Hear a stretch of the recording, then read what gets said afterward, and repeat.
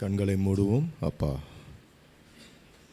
பிதாவே, அப்பா சர்வ வல்லவரே, இயேசுவின் நாமத்தில் நாங்கள் எல்லாரும் ஒரு மனமாக இந்த இடத்துல கூடியிருக்கிறோம். அப்பா ராஜா, நீங்கள் முன் குறித்த நாள் அப்பா, நீங்கள் சொல்ல அப்பா உங்கள் கட்டளைக்கு நாங்கள் கீழ்ப்படிந்து அப்பா இந்த வேலைகளை செய்கிறோம். நாங்கள் அப்பிரயோஜனமான மனிதர்கள், ஊழியக்காரங்க. அப்பா என்னை மறைத்து சத்தியத்தை நீங்கள் வெளிப்படுத்துங்க, என்னை தகுதிப்படுத்துங்கப்பா. இந்த இடத்துல நிற்கிறதுக்கு நான் தகுதியற்றவன் ராஜா, ஆயினும் நான் உங்கள் செல்ல பிள்ளை ராஜா. அப்பா இந்த வேலையை செய்ய எனக்கு ஒரு வாய்ப்பு கொடுத்துருக்கீங்க, நன்றி. இந்த சபைக்கு உம்மது வார்த்தையை தேடி வந்திருக்கிற இந்த சகோதர சகோதரிகளுக்கு அப்பா நீங்கள் உம்மை வெளிப்படுத்துங்க. மீதியான நேரத்தை உங்கள் கரத்தில் நான் வைக்கிறேன். எங்களை நீங்கள் வழி நடத்துங்க. எல்லா துதி கனம் மகிமை பிதா ஒருவருக்கே செலுத்துகிறோம். ஜெபங்களை எல்லாம் இயேசு கிறிஸ்து மூலமாய் உங்கள் கரத்தில் வைக்கிறோம் நல்ல பிதாவே, ஆமென். ஹல்லேலூயா. மீண்டும் உங்களை சந்திக்கிறதுல அவ்வளோ சந்தோஷம். ஹல்லேலூயா. என்ன எல்லாம் சந்தோஷமாக இருக்கீங்களா இல்லையா? பிலிப்பியர் 4:4 என்ன அது? அந்த வசனம், இந்த வசனம் தெரிஞ்சால் சந்தோஷமாக இருப்பீங்க. கர்த்தருக்குள் எப்பொழுதும் சந்தோஷமாக இருங்கள் என்று மறுபடியும் சொல்லுகிறேன். இது பவுல் எங்கே ஜாலியாக கொடைக்கானல்ல அப்படியே பார்க்க சுற்றி பார்த்துக்கிட்டு அப்படியே சொன்னார். அந்த கடிதங்கள் அப்பயே எழுதினார். ஜெயிலில் கட்டுண்டவனாய் அந்த நிருபங்கள்லாம் வாசிக்கிறப்ப அடிக்கடி அந்த வார்த்தையை சொல்லுவார். He was saint. அவரை கட்டி சிறைச்சாலையில் இருக்கிறப்ப அவர் இந்த வார்த்தைகளை, அப்போ ஏன்னா மாம்ச சிந்தை மரணம், ஆவியின் சிந்தையோ ஜீவனும் சமாதானமுமா. அப்போ நாம் மாம்ச சிந்தை உடையவர்களாக இருந்தால் துயரமாக துக்க முகத்தோடையே இருப்போம் எப்போதுமே. ஏன்னா நம்ம கன்ஃபார்ம் பண்ணிட்டோம் இதுதான் பர்மனெண்ட் அட்ரஸ், இந்த பூமி தான், அப்படி தானே? கிறிஸ்துவ பிள்ளைகள், இயேசு கிறிஸ்துவின் பிள்ளைகள், அப்பா பிதாவேன்னு நம்ம கூப்பிட பண்ணுகிற புத்திர ஸ்வீகாரத்தின் ஆவியை நமக்குள்ளே அவர் வைத்திருக்கிறார்னா, யோவான் 14:1 அவர் சொன்னது போல் அங்கே அநேக வாசஸ்தலங்கள் உங்களுக்கு நான் தயார் பண்ண போகிறேன், வருவேன் திரும்பவும் அப்படின்றது சத்தியம். அப்போ நம்மளோட அட்ரஸ், பர்மனெண்ட் அட்ரஸ் எங்கே இருக்குது? என்ன டவுட்டாகவே இருக்கீங்க? அதான் பிரச்சனையே. இப்போ இன்றைக்கி இருக்கிற கிறிஸ்துவ சமூகத்தில் இருக்கிற பிரச்சனை என்ன தெரியுமா? இங்கே எல்லாரும் ஆமை மாதிரி முதல்ல மாதிரி ஒரு 600 வருஷம் 700 வருஷம் வாழ போகிற மாதிரியே நம்மளை நடத்திக்கிட்டு இருக்காங்க. ஆண்டவர் அதுதான் உறுதிப்படுத்தினார். அவர் சொன்னார், ஜீவா சொன்னார், பரலோகத்தை குறித்து பாடல்களாக வந்துகிட்டு இருக்குன்னு. அவரோட வருகை மிக சமீபம், இது எந்த மாற்று கருத்துமே இல்லை. அவர் சொன்னது மத்தேயு 24 எல்லாமே நடந்துக்கிட்டு இருக்கு. மிகப்பெரிய அடையாளம் என்னன்னா, 1ஆம் நூற்றாண்டுலேருந்து அவர் சொன்ன மாதிரி ஜனத்துக்கு விரோதமாய் ஜனமும் ராஜ்யத்துக்கு விரோதமாய் ராஜ்யமும் யுத்தங்களின் செய்திகளையும் கேள்விப்படுவீர். இது கிட்டத்தட்ட எத்தனையோ போர்களையும் எத்தனையோ யுத்தங்களையும் இந்த பூமியில் நம்ம பார்த்துட்டோம், பல சந்ததிகள் பார்த்துட்டாங்க. ஆனாலும் முடிவு உடனே வராதுன்னு சொன்னார். ஏன்னா அவ்வளோ ஆயிரக்கணக்கான போர்களை பார்த்துருச்சு. ஆனால் மிகப்பெரிய அடையாளம் 1948 இஸ்ரவேல் தேசம் என்பது கூட்டி சேர்க்கப்பட்டது. வேதத்தின்படி ஒரு புதிய தேசமாய் எப்படி வேதத்தில் சொன்னாங்களோ, அவர் சொன்னாரோ எல்லாரும் கூட்டி சேர்க்கப்படுவாங்க, அது தேசமாய் உருவெடுக்கும்னு. அது உருவெடுத்து 75 வருடங்கள் கிட்ட ஆயிடுச்சு.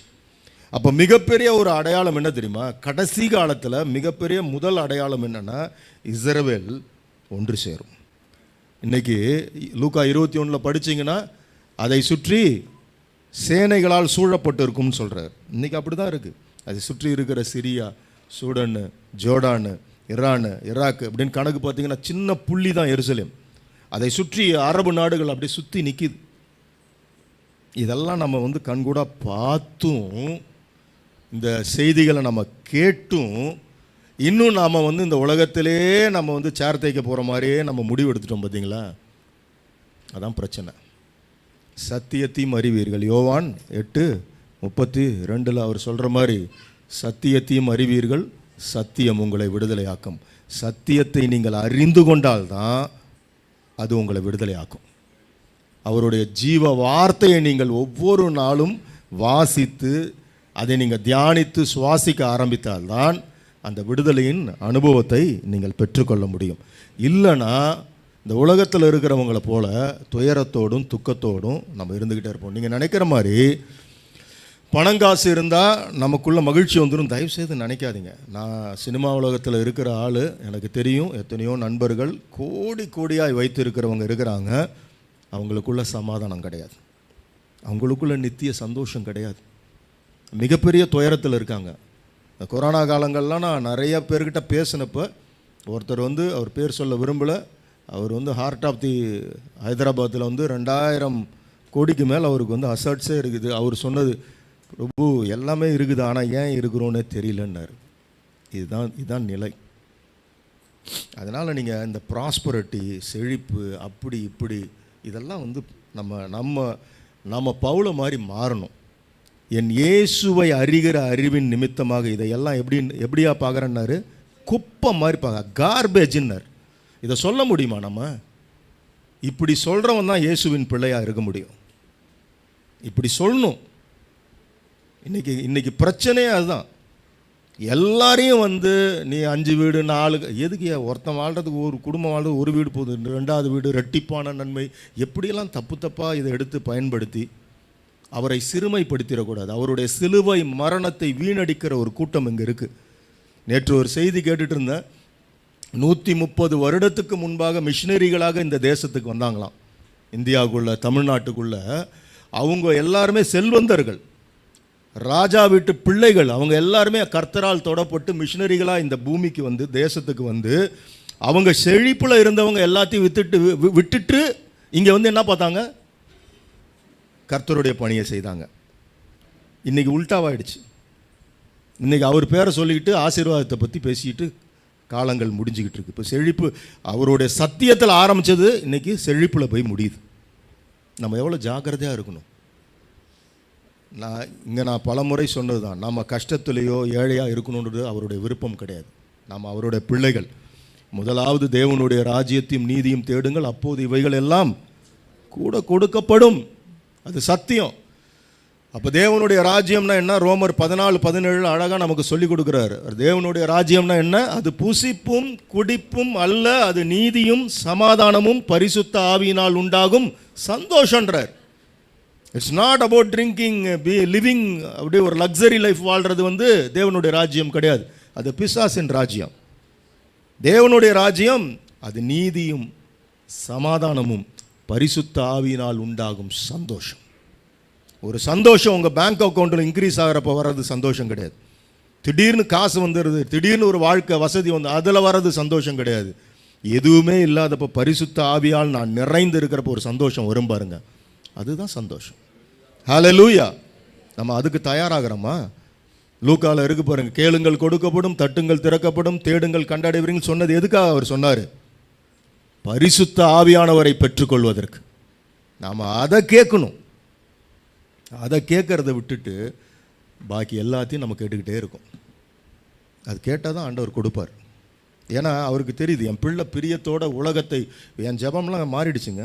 என் ஜெபம்லாம் சமீப காலங்களில் மாறிடுச்சு. காலையில் எழுந்தோன்னு அப்பா கிட்ட என்னோட ஜெபம், இந்த உலகம் நான் சினிமாவில் இருக்கிறேன், இருந்தாலும் இந்த உலகம் கொடுக்கிற பேர், புகழ், ஆஸ்திகள், அந்தஸ்துகள், பெருமைகள், பகட்டுகள் எதுவும் வேண்டாம் இயேசுவே. அப்பா எனக்கு நீங்கள் போதும், உங்கள் கிருபை போதும், உங்கள் சமாதானம் போதும், உங்கள் இரக்கம் போதும். அவ்வளோதான். ஏன்னா 2 எக்ஸ்ட்ரீமும் நான் பார்த்துட்டேன் என் லைஃப்பில். 7 ரூபா கூட இல்லாமல் இதை சென்னையில் என் பிள்ளைக்கு பால் வாங்கி கொடுக்க கஷ்டப்பட்ட காலத்தையும் நான் பார்த்துருக்கேன். பல கோடிகள் என் அக்கௌண்ட்டில் வந்துட்டு போகிறதையும் பார்த்துருக்கேன். இது 2ம் ஒன்றுமே கிடையாது. இயேசு மட்டும்தான் நிரந்தரம். ஹல்லேலூயா. அவர் மட்டும்தான் அந்த சமாதானத்தை நமக்குள்ளே கொடுக்க முடியும். அவர் தான் எனக்கு வழி, அவர் தான் எனக்கு சத்தியம், அவர் தான் எனக்கு ஜீவன். ஹல்லேலூயா. அப்போ அதனால் நாம் திரும்ப திரும்ப நம்ம இந்த உலகத்துக்குள்ளே இருக்கக்கூடாது. கர்த்தருக்குள்ளே எப்போதும் சந்தோஷமாக இருக்கணும். ஹல்லேலூயா. உலகத்துக்குள்ளே சந்தோஷம் கிடைக்காது. ஏன்னா உலகத்தின் அதிபதி வேற ஒருத்தன், அவன் வேற பார்ட்டி. நாம் கர்த்தரோட பிள்ளைகள், அவருடைய வருகை சமீபம், அதற்கான அடையாளங்கள் எல்லாம் நடந்துகிட்டு இருக்கு. இப்போ தான் அவன் தீவிரமாகறான். 24/7 பிசாசு ஒர்க் பண்ணுறான். இன்னும் அது சொல்கிறாரு பார்த்தீங்களா, 24 அடையாளம் என்ன சொல்கிறாரு? சீஷர்கள் கேட்குறப்ப நமது வருகைக்கும் இந்த உலகத்தின் முடிவுக்கும் அடையாளம் என்னன்னு கேட்டப்போ எடுத்தோன்னு அவர் இந்த பிரச்சனைகளாக சொல்ல பார்த்தீங்களா? ஏசப்பா என்ன சொன்னார்? வஞ்சிக்கப்படாதிருங்கள்னார். இப்போ நடந்துக்கிட்டு இருக்கிறது வஞ்சனையின் காலம். பிசாசு எப்படி வெளியிலேருந்து ஆள்லாம் கொண்டு வரலாம், தெளிவாக உள்ளுக்குள்ளே அழகாக ஊழியக்காரங்களை உருவாக்கி இவங்களை வச்சு ஆணி அடிச்சிட்டு இருக்கான். நம்ம தான் ஜாக்கிரதையாக இருக்க வேண்டிய நேரம் இது. அதனால தான் சத்தியத்தை இதை நாங்கள் கெஞ்சறது என்னன்னா, இதை படிக்க விடாது பிசாசு. காலையில் பல்லு விளக்கணுன்னு அவர் கூட உட்காந்துடணும். காப்பி டீ ஃபோனுன்னு கையில் எடுத்துடக்கூடாது. அப்பா கூட நீங்கள் உட்காந்து பாருங்கள். எவ்வளவு இப்போ சமீபத்தில் ஒரு சாட்சி, ஒரு ஒரு ஒரு மாதத்துக்கு முன்னாடி ஒருத்தவங்க வீடு, என்னோட இப்போ சஞ்சயோட ஃப்ரெண்டு வீட்டுக்கு போயிருந்தோம். அவங்க வீட்டில் அவங்க வந்து பிராமின். அவங்க வீட்டில் அவங்க சிஸ்டர் வந்து நியூயார்க்கில் அமெரிக்காவில் இருக்கிறாங்க. அவங்க ஏதோ ஒரு பார்க்கில் உட்காந்து இருந்திருக்காங்க. பார்க் அந்த பெஞ்சில் பார்த்தீங்கன்னா ஒரு சின்ன குட்டி பைபிள் இருந்திருக்கு. என்னடா எடுத்து அவங்க வாசிக்க அது மேலே ஆவியானவரோட இடைப்பட தொடர்ந்து 6 மணி நேரம் 7 மணி நேரம் பைபிள் படிக்க அவங்களுக்குள்ள ஒரு நர்வஸ் டிசார்டர் இருந்திருக்கு. 2 கையிலையும் ஆப்ரேட் பண்ணுன்ற சிச்சுவேஷன். பாருங்கள், அவங்க சாட்சி.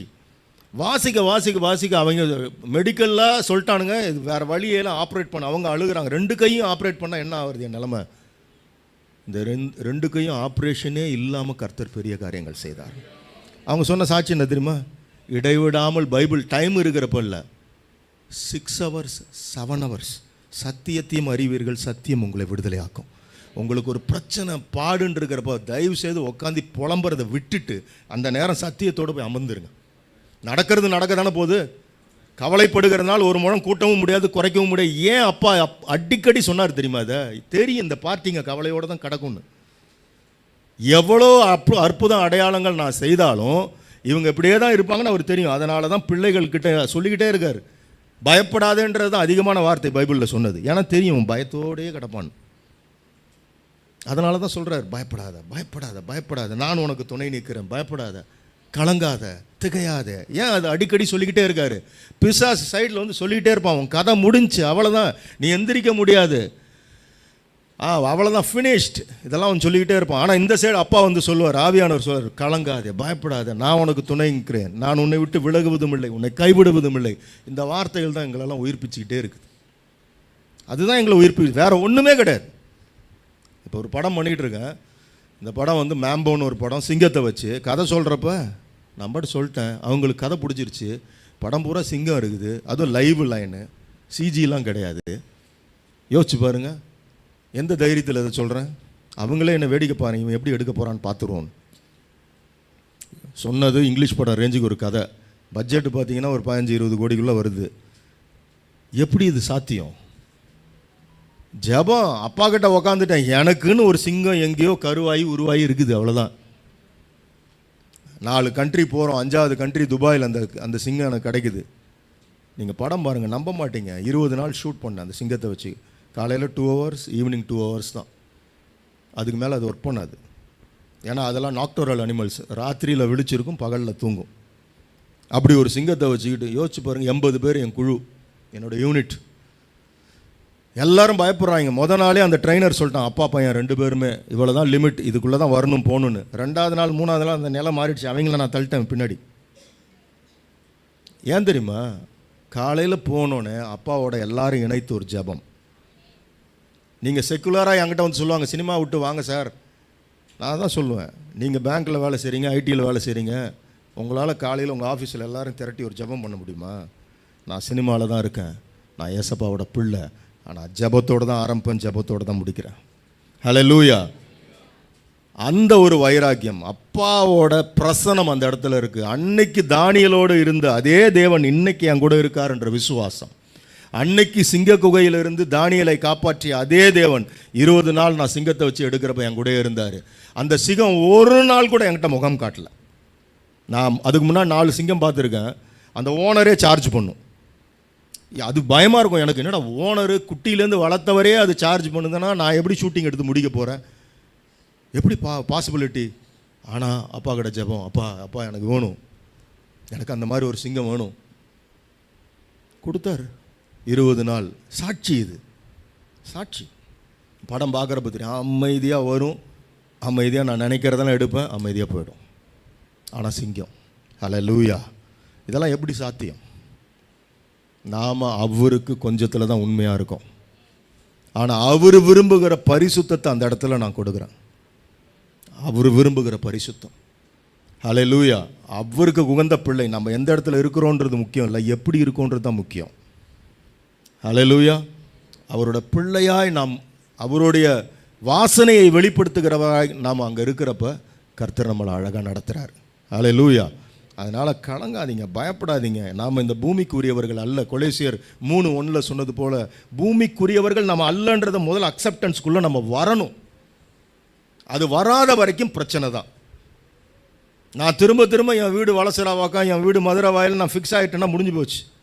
நான் பிலிப்பியர் 3:20 மரியாதை கொடுக்கணும். அந்த வசனத்தை 3:20 என்ன? பிலிப்பியர் 3:20 என்னுடைய குடியிருப்பு பரலோகத்தில் உள்ளது, அங்கே இருந்து என் கர்த்தராகிய இயேசு கிறிஸ்து என்னும் இரட்சகர் வர நான் எதிர்பார்த்து கொண்டு இருக்கிறேன். ஹல்லேலூயா. அப்போ நான் என்னுடைய சிட்டிசன்ஷிப்பு அங்கே. நான் இந்த பூமியில் இருக்கிறது டெம்பரவரி, அவ்வளோதான். ஒரு டூரிஸ்ட் விசாவில் இருக்கிறோம் எல்லாருமே. இதை உணரணும்.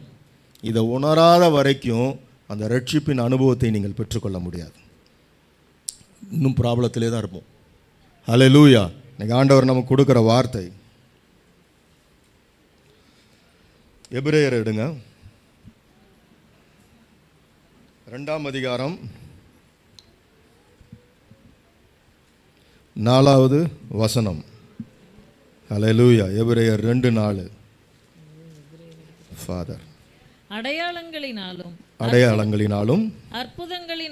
அற்புதங்களினாலும் பலவிதமான பலத்த செய்கைகளினாலும் தம்முடைய சித்தத்தின்படி பகிர்ந்து கொடுத்த பரிசுத்த ஆவியின் வரங்களினாலும் தேவன் தாமே சாட்சி கொடுத்ததுமாய் இருக்கிற இவ்வளவு பெரிதான ரட்சிப்பை குறித்து நாம் கவலையற்று இருப்போமானால் தண்டனைக்கு எப்படி தப்பித்துக் கொள்வோம்? ஆமென். புரியும்னு நினைக்கிறேன் இது எல்லாருக்கும். ஹல்லேலூயா.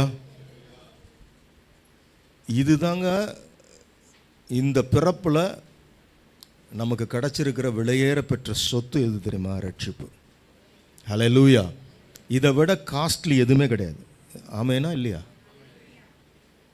பிரச்சனை இப்போ புரியுதா உங்களுக்கு? அப்பா நமக்கு உலகத்தில் யாருக்குமே கிடைக்காதது. அழைக்கப்பட்டவர் அநேகர், தெரிந்தெடுக்கப்பட்டவர் சிலர் தான். பரத்திலிருந்து ஒருவனுக்கு கொடுக்கப்பட்டால் ஒழிய ஒருவனும் பெற்றுக்கொள்ள முடியாதுன்றார் யோவான் சாணன் சொல்கிறார். பார்த்தீங்களா? பரத்திலிருந்து கொடுக்கப்பட்டால் ஒழிய ஒன்றையும் பெற்றுக்கொள்ள முடியாது. அவ்வளோ ஈஸியாக கிடையாதுங்க. It's not cheaper thing. இந்த ரட்சிப்பு நமக்கு கிடச்சிருக்கு. நான் நேற்று நான் உண்மையிலுமே நன்றி சொல்லிகிட்டு இருந்தேன் காலையில் அப்பா கிட்ட. எப்படி தெரியுமா? என்னுடைய ரிலேஷனில், என்னுடைய குடும்பத்தில் யாருமே ரட்சிக்கப்படலை. எனக்கு அந்த கிஃப்ட் கிடச்சிருக்கு பாருங்கள். ஹல்லேலூயா. அப்படி நினைக்கிறீங்களா இல்லையா நீங்கள்? எங்கள் அக்காக்கள், என் உறவுகள், என் தாய் யாருமே முழுமையாக ரட்சிப்பு. என்னோடய பெரியம்மா பசங்க, சின்னம்மா இப்படி மாமா யாருமே ரட்சிக்கப்படலை. அப்போ இந்த சந்ததிக்குள்ளே, இந்த ஜென்ரேஷனில் என்ன ரட்சிப்பில் நடத்தினதுக்கு நான் அப்பாவுக்கு எவ்வளோ நன்றி சொன்னேன் தெரியுமா? எவ்வளோ பெரிய பாக்கியம் பெற்றவன் நான். இந்த எண்ணம் உங்களுக்கு வரணும். நாம் என்ன பண்ணிடுறோம்? இந்த வெளியேற பெற்ற ரட்சிப்பை என்ன பண்ணிடுறோம்? அசால்ட் பண்ணிடுறோம். ஆரம்பத்தில் இருந்தால் ஆதியில் இருந்த அன்பை விட்டுட்டோம் அப்படின்றது காலில் கேட்டப்போ உண்மையிலுமே உணர்த்தப்படுறோம், குத்தப்படுறோம். ரட்சிக்கப்பட்ட புதுசில் அடுத்தவங்க செருப்பெல்லாம் எடுத்து போட்டிருக்கோம். எனக்கு ஞாபகம் இருக்குது. அப்படி ஃப்ரெஷ்ஷாக இருக்கும் உள்ளார அந்த எனர்ஜி, அவருடைய பிரசன்னம். அப்படியே அப்புறம் என்ன ஆகுது? அப்படியே பழகிடுது. அப்படியே நம்மளுக்கு உலகத்தில் இருக்கிறவங்க என்ன அந்நிய விஷயங்களை வழிபடுறவங்களுக்கெல்லாம் இருக்கிற அந்த பக்தி வைராக்கியம் நம்மக்கிட்ட இல்லாமல் போயிடுது. அந்த சராசரங்களையும் படைத்த சர்வ வல்லமை உள்ள தேவன் நம்மளை தொட்டு ரட்சிப்பின் அனுபவத்தை கொடுத்தாரு. அதை உணர்ந்துருக்கிறோம். அதுதான் இங்கே இருக்குது. அடையாளங்களினாலும் அற்புதங்களினாலும் அவங்கவுங்க லைஃப்பில் அப்படி நடந்து தான் அந்த ரட்சிப்பின் அனுபவத்துக்குள்ளே வந்தோம். என் லைஃப்பில் அது நடந்துச்சு. அடையாளங்கள், சயின்ஸ் அண்ட் ஒண்டர்ஸ்.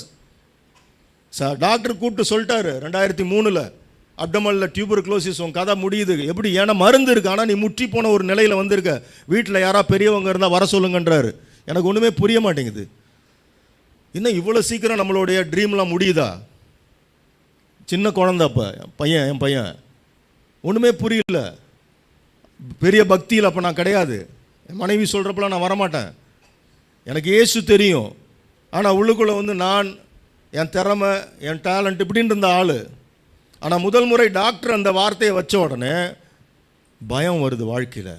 அப்போ தான் முதல் முறையாக வானத்தை பார்க்குறேன், முதல் முறையாக கண் கலங்குறேன். வசனம் ஆண்டவர் கொடுத்தார், நான் உன்னை விட்டு விலகுவதும் இல்லை, உன்னை கைவிடுவதும் இல்லை. இன்ன வரைக்கும் அவர் என்னை விட்டு விலகலை, என்னை கைவிடலை, கைவிடவும் மாட்டார். ஹல்லேலூயா. அப்போ இந்த அடையாளம் எங்கேருந்து எனக்கு கிடச்சிது? அதுக்கு முன்னாடி வரைக்கும் எனக்கு மட்டும்தான் தெரியும்.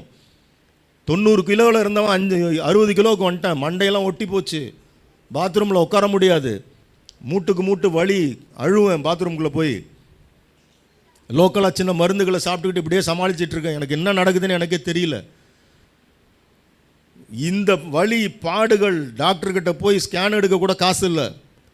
ஆனால் அன்னைக்கு என்றைக்கு நான் வானத்தை பார்த்து அறிக்கையிட்டு, இயேசுவே எனக்கு 2 பிள்ளைகள், எனக்கு குழந்தை இருக்குது, என்னோட ட்ரீம்ஸ் இருக்குது, என்னை காப்பாற்றுங்க, அதான் ரட்சிப்பின் அனுபவம். அன்னைக்கு தான் இன்னும் எனக்கு ஞாபகம் இருக்குது. அந்த விருகம்பாக்கத்தில் அந்த வீட்டில் அந்த ஜன்னல் இன்னும் ஞாபகம் இருக்குது. நான் அத்தனை நாள் அழுது நான் வந்து வழியில் கடந்த அதே படுக்கையில் இத்தனைக்கு ட்ரீட்மெண்ட்லாம் ஆரம்பிக்கலை. ஆனால் அன்னைக்கு சமாதானத்தோடு படுத்திருந்தேன். அவ்வளோ சமாதானம். இன்றைக்கி அது ஞாபகத்தில் இருக்குது. இதுதான் அற்புதம், இதுதான் அடையாளம். எத்தனை சாட்சிகள் நம்ம கேட்டிருக்கோம்.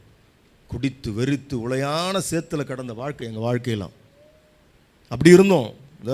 நாங்களே சாட்சிகள். அதெல்லாம் அப்படி இருந்த ஆட்களை வந்து இதுதான் அடையாளம். எத்தனையோ பேர், நான் டி அடிக்ஷன் சென்டரில் நாங்கள் போய் ப்ரேயர் பண்ணிட்டு வந்தோம். 3 டி அடிக்ஷன் சென்டர். திரும்ப வந்துடுறாங்களாம். யோசிச்சு பாருங்க. ஆனால் என் இயேசு கிறிஸ்து என்னோட டிஎன்ஏ ஸ்ட்ரக்சர்லேருந்து அந்த சிந்தனையை தூக்கி வெளியே போட்டுடுறார். அந்த பாவத்தை என்னை விட்டு கழுவி சுத்திகரித்து கண்மலையின் மீது ஏற்றி என்னை கரம் பிடித்து என்னை நித்தம் நடத்துகிற தேவன். எனக்கு மூன்று தரிசனங்கள் என் வாழ்க்கையில். இன்றைக்கி நான் உறுதியோடு இருக்க காரணம் அதுதான். இந்த அற்புதங்களும் அடையாளங்கள் என் வாழ்க்கையில் காட்டினார். நான் ரட்சிக்கப்பட்ட பிறகு நான் ஒரு இடத்துல இருந்தேன். அது தவறான இடம், எனக்கு தெரியல. குடிப்பாங்க, எல்லா வேலையும் பண்ணுவேன். நான் அங்கே எதுவும் செய்ய மாட்டேன். ஆனால் அந்த இடத்துல இருந்துக்கிட்டே இருக்கேன். என் வேலை எதுவும் நகர மாட்டேங்குது, எதுவுமே நடக்க மாட்டேங்குது. என்னடா அது? ஏன்? ஒரு நாள் அப்பா கிட்ட கேட்குறேன், ஏன்பா? அப்போ இந்த மாதிரி ஆழமாக நான் வரல. ஆனாலும் எனக்குள்ளே நான் கேட்குறேன், எதுக்கு இவ்வளோ தடைகள்? நீங்கள் தான் எனக்கு எல்லான்னு நான் புரிந்து கொண்டேன், உண்மை உணர்ந்து கொண்டேன். என் ரட்சிப்பின் அனுபவத்தை நீங்கள் கொடுத்துருக்கீங்க, ஏன்பா? அப்படின்றப்ப அன்றைக்கி ராத்திரி எனக்கு ஒரு ட்ரீம், ஒரு கனவு. கழுத்து அளவில் புதை மணல் இருக்கும்ல, அதில் நான் கிடக்கிறேன். கழுத்து அளவு, தலை மட்டும்தான் தெரியுது, சுற்றி சேரு, அதுக்குள்ளே கிடக்கிறேன். எழுந்திரிச்சிட்டேன். காலையில் வீட்டில் அவங்க கூட டிஸ்கஸ் பண்ணுறேன், யோசிக்கிறேன் ஏன் இப்படி ஒரு ட்ரீம்னு. அன்றைக்கி போகிறேன், ஆஃபீஸ் போகிறேன். அந்த இடத்துல சுற்றி பார்த்தீங்கன்னா ஈவினிங் ஆனால் எல்லாம் சரக்கை கொண்டு வந்து அடிச்சுக்கிட்டு குடிச்சிக்கிட்டு ஆவியில் வெளிப்படுத்துகிறார், நீ இருக்கிற இடம் சாக்கடை, உளையான சேரு, முதல்ல வெளியே வா. நான் உண்மையிலுமே அந்த இடத்துக்கு போனதுனால தான் எனக்கு டெய்லி 100 ரூபா கிடைக்கும் பேட்டா. அதை வச்சு 20 ரூபாய்க்கு பெட்ரோல் போடுவேன். இந்த இதில் அண்ணா நகர்கிட்ட ஒரு பங்கு, திருமங்கலம் பங்கு, பாக்கி இருக்கிறத வச்சு ஃபேமிலி. யோசிச்சு பாருங்கள். இப்போ அதையும் நான் விட்டுட்டு வரணும். ஆனால் விட்டுட்டேன். என் கூட ஒருத்தர் வந்தார், ஸ்டான்லி. அவர்கிட்ட சொல்கிறேன், நான் இனிமேல் இங்கே வரப்போகிறதுலையோ, என்னங்க நீங்கள் பார்த்துங்க, நான் அப்புறம் எங்கே போகிறேன், அது அப்புறம் பார்த்துக்கலாம், விடுங்க.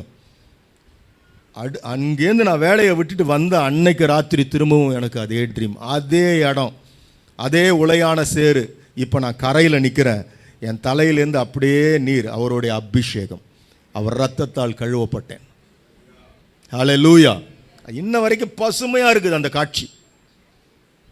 அடையாளங்கள், சயின்ஸ் அவர் கொடுப்பார். எப்போ தெரியுமா? அவரை உண்மையில நாம் நேசிக்கிறப்ப, அவரை உண்மையாக நம்ம விசுவாசிக்கிறப்ப, நம்புகிறப்ப. ஹல்லேலூயா. விசுவாசம் என்பது என்னது? நம்பப்படுகிறவைகளின் உறுதியும் காணப்படாதவைகளின் நிச்சயமாக இருக்கிறது. அதுதான் விசுவாசம். விசுவாசம்னா இயேசு, இயேசுனா விசுவாசம். ஹல்லேலூயா. அப்பாவை அந்த அளவுக்கு நம்ம நேசிக்கணும், அந்த அளவுக்கு விசுவாசிக்கணும். மார்க் 12:30 எடுத்தீங்கன்னா அதுதான் பிரதான கட்டளைன்றார். மார்க் 12:30 படிச்சிங்கன்னா, உன் தேவனாகிய கர்த்தரை உன் முழு இருதயத்தோடும் முழு ஆன்மாவோடும் முழு பேலத்தோடும் முழு உள்ளத்தோடும் நேசிப்பாயா, அன்பு கூறுவாயாக. அதுதான் பிரதான கட்டளை. நீங்கள் அதை விட்டுட்டு உலகத்தையே எப்போ பார்த்தாலும் ஒப்புக்குச்சப்பா மாதிரி அவரை கூப்பிட்டுட்டு இருக்கக்கூடாது. எது இருக்குதோ இல்லையோ அவரை லவ் பண்ணணும். ஹல்லேலூயா. அவர் கூட பேசிக்கிட்டே இருக்கணும். நன்றி அப்பா. எப்படி ரோமர் 8 அவர் சொல்கிறாரு பாருங்க, சகலமும் நன்மைக்கு ஏதுவாக தான் நடக்குமா நம்ம வாழ்க்கையில்.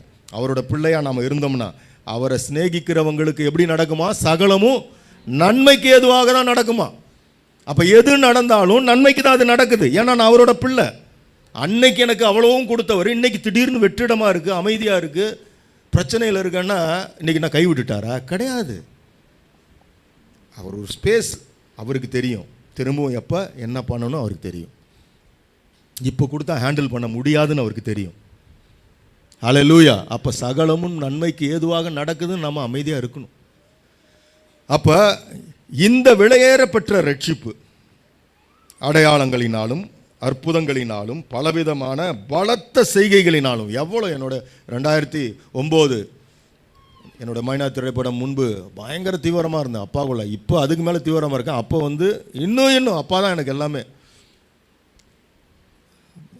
கள்ளக்குறிச்சிக்கிட்ட என்னோட ஸ்கார்பியோ அந்த பெரிய ஆக்சிடெண்ட் லாரியில் போய் அடிச்சு ஒரு சிராய்ப்பு கிடையாது. அப்பா அழகாக கீழே இறக்குனார். 2021 ஜூலை 20 கல்வராயன் ஹில்ஸில் என்னோட ஃபோர்டு எண்டிவர் நான் தான் ஓட்டிகிட்டு வரேன். ஈவினிங் கொஞ்சம் இருட்ட ஆரம்பிக்குதுன்னு நான் போயிட்டு வேகமாக கொஞ்சம் ஒரு ஹேர்பின் பெண்டில் வளையிறேன். அடித்து 80 அடி பள்ளத்தில் கார் உருண்டு ஒன்றும். அப்பா ஒரு சிராய்ப்பில் என் கூட 5 பேர் வேறு இருந்தாங்க. யாருக்கும் எந்த சேதாரமும் இல்லாமல் எடுத்தார் வெளியில். இதெல்லாம் எதுக்கு தெரியுமா? என்ன உயிரோடு வைத்து என்ன இங்கே டைரக்டர் ஆகிறது கிடையாது. இன்னும் நான் சுத்திகரிக்கப்படணும், இன்னும் நான் பரிசுத்தமாகணும், இன்னும் அவர் பணி செய்ய நிறைய வேலை இருக்குது. இதற்கு எனக்கு ஒரு எக்ஸ்டென்ஷன் கொடுக்குறாரு, அவ்வளோதான். ஹல்லேலூயா. அப்போ நாம் இந்த ரட்சிப்பின் அனுபவம் இதன் முதல்ல நம்ம ரெஸ்பெக்ட் பண்ணணும். நம்ம தம்முடைய சித்தத்தின்படி பகிர்ந்து கொடுத்த பரிசுத்த ஆவியின் வரங்களினாலும் தேவன் தாமே சாட்சி கொடுத்ததுமாய் இருக்கிற இவ்வளவு பெரிதான ரட்சிப்பை குறித்து நாம் கவலையற்று இருப்போமானால் தண்டனைக்கு எப்படி தப்பித்துக் கொள்வோம்? நம்ம மறந்துட்டோம். பார்த்தீங்களா, நம்ம ரட்சிக்கப்பட்டிருக்கோன்றதை நிறைய பேர் மறந்துட்டாங்க. சில பேர் என்ன தெரியுமா, கான்ஃபிடென்ட்டில் இருக்கிறாங்க. ரட்சிக்கப்பட்டுட்டேன், பீட்டர் ஜேம்ஸின் பேரை மாற்றிட்டேன், ஞானஸ்தானம் எடுத்துட்டேன், அவ்வளோதான் ஃபினிஷ்னு நினச்சிட்டு இருக்காங்க. வாய்ப்பே இல்லை. முடிவு பரியந்தம் ரட்சிக்கப்படுவானே, நிலைத்திருப்பவன் தான் ரட்சிக்கப்படுவான்ற. முடிவு பரியந்தம் கடைசி மூச்சு இருக்கிற வரைக்கும் இந்த போராட்டம் இருக்குது. ஒவ்வொரு நாளும் நம்மளை நாமளே சுத்திகரிக்கணும். ஒவ்வொரு நாளுமே நான் இயேசுவை போல 1 இன்ச்சாச்சு வளரணும். ஒவ்வொரு நாளுமே என் புறம்பான மனுஷனை நான் டிலீட் பண்ணும், உள்ளான மனுஷன் புதிதாக்கப்படணும். 2 கொரிந்தியர் 5:17 வசனத்தின்படி ஒருவன் கிறிஸ்துவுக்குள் இருந்தால் புது சிருஷ்டியாக இருக்கிறான். இஸ் a நியூ கிரியேஷன்றார். அப்படி நான் மாறுறேனா? 1 கொரிந்தியர் 15:19 படித்து பார்த்தோம்னா, இம்மைக்காக மாத்திரம் ஒருவன் இயேசுவை நம்பினால் அவனை விட பரிதவிக்கப்பட்டவன் இந்த உலகத்தில் இல்லைன்றார். நீங்கள் நிறைய பேர் பாருங்கள், இம்மைக்காக இயேசுவை தேடுவது, ஒரு தேவைனா வர்றது, வேலைக்காக வர்றது, வீடு கட்டணுன்னா வர்றது. அப்படிலாம் அவரை சிறுமைப்படுத்திடக்கூடாது. அப்படி சிறுமைப்படுத்திடக்கூடாது. அவர் அவ்வளவு நல்லவர். அவர் நல்ல தகப்பன். அப்பா பிள்ளைன்ற உறவோடு இருக்கணும், நம்ம குடும்பத்தோடு இருக்கணும். யாருக்கிட்டையோ போய் பேங்க் மேனேஜர்கிட்ட ஃபைனான்ஸ் கேட்க போட்ட மாதிரியே அவர்கிட்ட வந்துடக்கூடாது. அப்பா பிதாவேன்னு கூப்பிடப்படுகிற புத்திர ஸ்வீகாரத்தின் ஆவி எதுக்கு நமக்குள்ளே வச்சிருக்காருன்னா அந்த உறவு இருக்கணும். ஒரு மகளுக்கும் தந்தைக்கும் இருக்கிற உறவு, அப்போ ஒரு மகனுக்கும் அப்பாவுக்கும் இருக்கிற உறவு அப்படி இருக்கணும். பழைய ஏற்பாட்டு காலம், நியாயப்பிரமாண காலம் மாதிரி யாரோ ஆசாரியர் பாஸ்டரை நம்புறது, ஊழியக்காரங்களை நம்புறது, டிவியை நம்புறது அப்படி கிடையாது. புதிய ஏற்பாட்டு காலத்தில் நமக்கும் அவருக்கும் பிதாவுக்கும் இருக்கிற ஒரே மத்தியஸ்தர் இயேசு கிறிஸ்து. நேரடி தொடர்பில் நம்ம இருக்கிறோமா? கிடையாது. நாமளும் அப்படிதான். நிறைய பேர் 90% இன்னைக்கு ஊழியங்கள் அவங்கள சார்ந்து அவங்கள நம்பி வரணும்னே பண்ணிட்டு இருக்கிறாங்க. அவங்கெல்லாம் கணக்கு கொடுக்கணும் ஒரு நாள். அவங்க அறிமுகப்படுத்துறதே இல்லை இயேசுவை. என்கிட்ட ஏன் வர திரும்ப திரும்ப இந்த கூட்டத்துக்கு ஏன் நின்றுக்கிட்டே இருக்கிற? அப்பா கிட்ட போ, நேரடியாக போ, பேசு, கற்றுக் கொடுக்கணும். சபை கூடி வரதில் விட்டுவிடக்கூடாது. இங்கே வர நோக்கம் என்ன தெரியுமா? எல்லாரும் கூடி ஜெபித்து, அதை விட அவரை துதித்து, அதை விட ஒருவர் விசாரிக்கணும். அதுதான் சபை. அதுதான் இருக்கணும். ஒருவரை நல்ல கேட்டு, அதுதான் ஆதி சபை. ஒருவருக்காக ஒருவர் ஜெபம் பண்ணி ஒரு பிரச்சனை ஒருவர் அட்லீஸ்ட் 10 மினிட்ஸ் சர்ச்சு முடிஞ்சு பேசணும். அப்பா பெரிய கூட்டத்தை எதிர்பார்க்குறதே கிடையாது. நிறைய ஒரு பாஸ்டர்ஸ் மீட்டிங்கில் பேசுகிறப்ப அதுதான் ஆவியானவர் பேச வச்சார். நிறைய பேருக்குள்ள துக்கம், 10 பேர் தான் என் சபைக்கு வராங்க. நான் சொன்ன கூட்டம் முக்கியம் இல்லைங்க, அப்பாவுக்கு முன்னாடி தரம் தான் முக்கியம். எல்லாம் தங்கமாக இருக்கணும். 10,000 தகரத்தை வச்சுட்டு தெரியக்கூடாது நம்ம டப்பா வச்சுக்கிட்டு. 10 பேர்னாலும் அப்படியே பொண்ணாக ஜொலிக்கணும் அந்த 10 பேர். அதுதான் பெரிய மிஷன். 3 வருஷம் அவருடைய ஊழியத்தில் இருந்தது 12 பேர், அதில் ஒருத்தர் காட்டி கொடுக்குறாரு. 11 தான் தேரிச்சு. 10,000 பேர் 20,000 பேர் வச்செல்லாம் ஒரு சர்ச்சு நடத்தலை. அதனால தான் அவர் சொன்னார், எங்கு 2 3 என் நாமத்தில். அவர் தெரியும் ஒரு மனம்ன்றது 2 பேர் 3 பேர்கிட்ட தான் தேருன்றது. அதனால் 10,000 பேர் 20,000 பேர் வர்றதுனால தான் ஒரு மெகா சர்ச், அதுதான் பெரிய சபை அப்படிலாம் நினைக்காதீங்க. தேவன் உள்ளத்தை தான் பார்க்குறாரு, இருதயத்தை பார்க்குறாரு. ஹல்லேலூயா. அதனால் நம்ம ஒரு சிறு மந்தையாக இருந்தாலும் ஒரு நல்ல மெய்ப்பன், எல்லாருடைய ஆடுகளின் பெயரை தெரிந்தவனாய் அழைத்து விசாரித்து அதை சரியாய் நடத்துகிறாய். நீங்கள் பாருங்கள், மெய்ப்பனோட காட்சியை பாருங்கள். நீங்கள் எப்போதுமே பின்னாடி நின்று, நான் பார்த்துருக்கேன் கிராமத்தில், பின்னாடி நின்று அப்படி ஓட்டிக்கிட்டே போவாங்க ஆடை, லெஃப்ட்டு ரைட்டு. இதில் குட்டி ஒன்று பயங்கரமாக சேட்டை போடணும், அதை தூக்கி தோளில் வச்சுருவாங்க, ஓடிடக்கூடாதுன்னு. கையில் தடியும் கோலும் இருக்கும். 2 டிஃப்ரென்ஸ் இருக்குது. ஒன்று தட்டு விரட்டுறதுக்கு, எது நாய் நரியை விரட்டுறது, ஒன்று கிளை அலக்கு மாதிரி இருக்கும், அதை வச்சு இலையை பிச்சு போடுறது. முன்னாடி போயிட்டே இருக்கும். இவர் பின்னாடி நின்று அழகாக எல்லாத்தையும் நடத்தி கொண்டு போயிட்டே இருப்பார். அவர் தான் நல்மெய்ப்பன். இன்றைக்கி இருக்கிறவங்க முன்னாடி போயிட்டாங்க, பின்னாடி ஆடு வருது, நரி கவிட்டு போதா புலி கவிட்டு போதானே தெரியல. ஏன்னா அவர் ஃபஸ்ட் பிளேஸ் எடுத்துட்டார் மெய்ப்பர். மந்தை எப்படி போனா என்னன்னு, ஏன்னா பிஸி ஆகிட்டார் அவர், சமாளிக்க முடியல. இந்த கூட்டத்தில் வரவன் நல்லவன் இருக்கானா கெட்டவன் இருக்கானா, 2 பொண்டாட்டியோட வரவன்லாம் சபைக்குள்ளே வந்துகிட்டு இருக்கானா, எதுவுமே கவனிக்கிறது இல்லை. நீ எப்படி வேணால் இருந்துட்டு போ, காணிக்க போட்டு போ, கணக்கு கொடுக்கணும் அப்பாவுக்கு. நல்ல மெய்ப்பர் நமக்கிட்ட 50 பேர் தான் இருக்கிறாங்களா, இந்த 50 பேரும் தரம் உள்ளவர்களாய் அந்த க்யூவில் கொண்டு போய் நிறுத்திடணும். இது நம்ம வேலை. கர்த்தருடைய கிருபையில் எங்கள் சினிமா ஊழியத்தில் எங்களுக்கு அப்படி தான் ஒரு 25 பேர் நாங்கள் ஒரு சாந்தி நிலையம்னு ஆரம்பித்து அப்பா அந்த கிருபையை கொடுத்துருக்கார். சத்தியத்தை சத்தியமாக எடுத்து சொல்ல எங்களுக்கு ஒரு வாய்ப்பு கொடுத்துருக்கார். எங்கள் நோக்கம் எண்ணம் அதுதான், சரியாய் கொண்டு போய் சேர்த்துடணும் எல்லாரையும். ஹல்லேலூயா. அப்போ இந்த ரட்சிப்பை விட பெரும் சொத்து எதுவுமே கிடையாது. இதை நாம் அதை காஸ்ட்லியாக ஃபீல் பண்ணணும். புறஜாதியார் அவங்களுக்கு கிடைக்கல அந்த வாய்ப்பு, நமக்கு அது கிடைச்சிருக்குது. ரட்சகர் யார், மீட்பர் யாருன்ற அந்த அடையாளம் அற்புதம் நமக்கு கிடைச்சிருக்குது. அப்போ நம்ம அதை கொண்டாடணும். அதை விட்டுட்டு துக்க முகத்தோடு இருக்கக்கூடாது.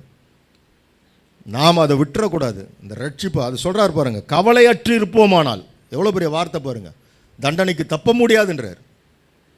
இதுதான் பெருசாக நம்ம நினைக்கணும், சொல்லணும் அவனுங்கிட்ட. உங்ககிட்ட அது இருக்கலாம் இது இருக்கலாம், காசு பணம் கார் பங்களா, நீ பெரிய எலன் மாஸ்க் யாரா வேணா இருந்துட்டு போ, இயேசு இருக்கார் அவங்ககிட்ட, ரட்சிப்பு இருக்குதா, அது என்கிட்ட இருக்கு, அந்த வீசா என்கிட்ட இருக்கு சொல்லணும். அதை விட்டுட்டு உல்ட்டாவா நமக்கு அப்பாவும் தெரியும். நீங்கள் யோசிச்சு பாருங்கள், நம்ம ஆளுங்க அட்டன் பண்ண ஆசீர்வாத கூட்டத்துக்கெல்லாம் இவங்கெல்லாம் அம்பானி அதானி எலன் மாஸ்க்லாம் தாண்டி இருக்கணும், செல்வத்தில் ஆயிருக்கணுமா இல்லையா? அவ்வளோ கூட்டம் அட்டன் பண்ணாங்க. அந்த கூட்டம் அட்டன் பண்ணிட்டு நைட்டு வரப்போ 2 பெட்டி கிடச்சிருன்ற மாதிரியே போகிறது ஆயிருக்கணுமா இல்லையா? புறஜாதியார் யாருமே கர்த்தரை தெரிந்து கொள்ளவில்லை, அவங்க வேற ஒரு கூட்டத்தில் இருக்கிறாங்க. ஆனால் நாம் இதை தாண்டி, இதையெல்லாம் தாண்டி ஒரு பெரிய சொத்து நமக்கு கொடுத்துருக்காரு, அதை வேல்யூ பண்ண தெரியல நம்மளால்.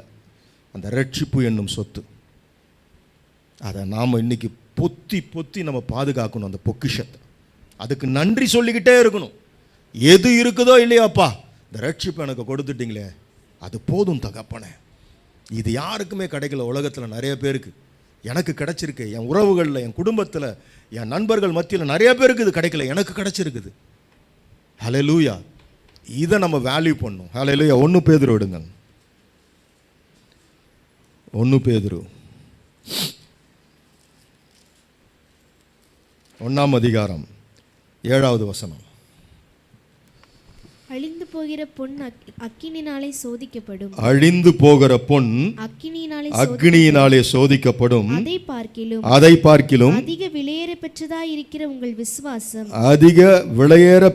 இருக்கிற உங்கள் விசுவாசம் சோதிக்கப்பட்டு இயேசு கிறிஸ்து வெளிப்படும் போது உங்களுக்கு புகழ்ச்சியும் கனமும் மகிமையும் உண்டாக காணப்படும். உங்களுக்கு புகழ்ச்சியும் கனமும் மகிமையும் உண்டாக காணப்படும். அடுத்த வசனம். அவரை நீங்கள் காணாமல் இருந்தும் அவரிடத்தில் அன்பு கூறுகிறீர்கள். இப்பொழுது அவரை தரிசியாமல் இருந்தும் அவரிடத்தில் விசுவாசம் வைத்து சொல்லி முடியாததும் மகிமையால் நிறைந்ததுமாயிருக்கிற சந்தோஷமுள்ளவர்களாய் கலிகூர்ந்து உங்கள் விசுவாசத்தின் பலனாகிய ஆத்தும ரட்சிப்பை அடைகிறீர்கள். உங்கள் விசுவாசத்தின் பலனாகிய ஆத்துமை ரட்சிப்பை அடைகிறீர்கள். 9வது வசனம் எல்லாம் சொல்லுங்க சேர்ந்து. உங்கள் விசுவாசத்தின் பலனாகிய ஆத்தும ரட்சிப்பை அடைகிறீர்கள். அதோட கோர் பார்த்தீங்களா? ஹல்லேலூயா. அழிந்து போகிற பொன் அக்னியினாலே சோதிக்கப்படுவான். அந்த பொண்ணுக்கு ஒரு வேல்யூவே கொடுக்கல பாருங்க பேதுரு. அது அழிஞ்சு போயிடுன்றார். கோல்டு, டைமண்டு, பேர்லு, எமரால்டு இதெல்லாம் தானே உலகத்தை சுற்றி நம்மளை கண்ணன் அப்படியே ஏமாத்துது, அப்படியே ஜொலிக்குதுல்ல. இதை தான் நம்ம ஆளுங்க போய் உடனே அந்த டென்ஷனில் இருக்காங்க. பவுனு 88 60 வந்துருச்சு, 80 இப்போ 85,000 போகுது. கர்த்தரோட பிள்ளைன்னா என்ன பண்ணுவான்? டே அதெல்லாம் அழிஞ்சு போகுதுறான்ற ஞானம் இருக்கும். எனக்கு பிளாஸ்டிக்கும் ஒன்று, தகரமும் ஒன்று, தங்கமும் ஒன்று, அவ்வளோதான். இதுதான் ரட்சிக்கப்பட்ட பிள்ளைகளோட என்ன பெர்ஸ்பெக்டிவ், மனநிலை. ஹல்லேலூயா. பார்வை அப்படியாக மாறணும். இன்னும் அதை விட்டுட்டு அத்தாச்சி அதை வாங்கிட்டான், 5 பவுனில் இதை வாங்கிட்டான்னு சொல்லிட்டு இருந்தீங்க, கஷ்டம். அதாவது இந்த அணிகலன் இந்த மாதிரி விஷயங்கள் நமக்கு அது கிடைக்கணும், அவர் கொடுக்கணுன்றது தான் கொடுப்பார். அதை நோக்கி நம்ம சிந்தை பார்வை போகக்கூடாது. ஹல்லேலூயா. இங்க பாருங்க, அதை விட விலையேற பெற்றதா இருக்கிற உங்கள் விசுவாசம் சோதிக்கப்பட்டுன்றார். அப்போ அதை விட காஸ்ட்லி இந்த பேர்ல்ஸ், டைமண்ட், தங்கம், வைரம், வைடூரியத்தை விட காஸ்ட்லியானது எது? ரட்சிப்பு. இந்த விசுவாசம், அவர் மேல வச்சிருக்கிற விசுவாசம், அது என்ன ஆகுமா? சோதிக்கப்படுமா? சோதிக்கப்படுதா இல்லையா? அப்போ நமக்கு அப்பாவோட ரொம்ப நெருக்கமாக ஆக பாருங்க, பிசாசு டென்ஷன் ஆகிடுவான். குடிக்கிறவன், கஞ்சா அடிக்கிறவன், ஏமாத்துறவன், ஊரை வளைச்சி உலையில் போடுறவன், பொய் சொல்கிறவன், விபச்சாரம் பண்ணுறவங்க, இவங்கெல்லாம் ஒன்றும் பிரச்சனையும் இல்லை, போயிட்டே இருப்பான். ஏன் தெரியுமா? அவன் வேற ஒருத்தன் கையை பிடிச்சிருக்கான். அவனுக்கு அந்த பிசாசுக்கு தெரியும் இவன் ஸ்ட்ரெயிட்டாக அவன் நரகத்துக்கு போகிறான். அதனால் டென்ஷனே கிடையாது பிசாசுக்கு. அங்கே போய் ஒரு முயற்சியும் அது எடுக்க வேண்டிய அவசியமும் கிடையாது. ஆனால் முழங்கால் போட்டு அப்பாவோட நம்ம கை உயர்த்தி கனெக்ட் ஆக ஆரம்பிச்சிட்டோன்னு வச்சிங்களேன், இங்கே நடுக்க ஆரம்பிச்சிடும் பிசாசுக்கு. அதனால தான் என்ன பண்ணுவோம்? நம்ம விசுவாசத்தை கெடுக்க பார்க்கும். விசுவாசம் நம்ம அது என்ன சூழ்நிலை இருந்தாலும் சரி, யோபு சொன்னது மாதிரி தான் நம்ம இருக்கணும். என்ன ஆனாலும் பரவாயில்ல. அவள் பொண்டாட்டி வந்து சொல்கிறா பாருங்க, தூஷித்து அவர் நான் இது பண்ணி விட்டுரு அப்படின்றப்ப பைத்தியக்காரி போன்றார். கொடுத்தார், எடுத்தார், அவர் தான் எனக்கு எல்லாமே. ஹல்லேலூயா. அந்த கன்விக்ஷன் இருக்கணும் நம்ம வாழ்க்கையில். ஏன்னா நம்ம பூமிக்குரியவர்களாக இருந்தோம்னா அந்த பிரச்சனையிலே இருப்போம்.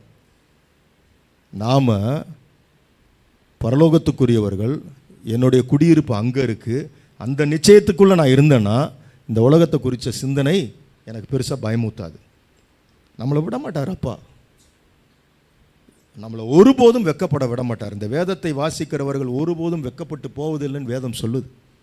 நம்ம அவரோட பிள்ளைகள், நம்ம தேவைகளை சந்திப்பார். நம்ம என்ன தேவையோ அது சந்திக்கப்பட்டுரும். கூடவும் வராது, அதுக்கு குறைச்சலாகவும் வராது. இதுதான் எங்களுடைய லைஃப்பில். ஹல்லேலூயா. அவர் அவ்வளவு நல்லவர். அப்போ இதை நம்ம ஆழமாக இந்த வசனத்தை பிடிக்கணும். 1 பேதுரு 1:7 அழிந்து போகிற பொன் அக்னியினாலே சோதிக்கப்படும், அதை பார்க்கிலும் விலையேற பெற்றதாக இருக்கிற உங்கள் விசுவாசம் சோதிக்கப்பட்டு, அடுத்தது என்னது? சோதிக்கப்பட்டு இயேசு கிறிஸ்து வெளிப்படும் போது உங்களுக்கு புகழ்ச்சியும் கனமும் மகிமையும் உண்டாக காணப்படும். அவருடைய வருகை வரைக்கும் நீங்கள் அதை பிடிச்சு நின்றுட்டீங்கன்னு வச்சிங்களேன், அவருடைய வருகையோ உங்களுடைய கடைசி மூச்சு இருக்கிற வரைக்கும் நீங்கள் இதற்காக ஆழமாய் நின்றுட்டீங்கன்னு வச்சிங்களேன், அவருடைய வருகையில் உங்களுக்கு அது க்ளோரிஃபிகேஷனா, உங்களுக்கு அது ரெஸ்பெக்டா, உங்களுக்கு அது புகழ்ச்சியா, கனமா அது கொடுப்பார் அவர்.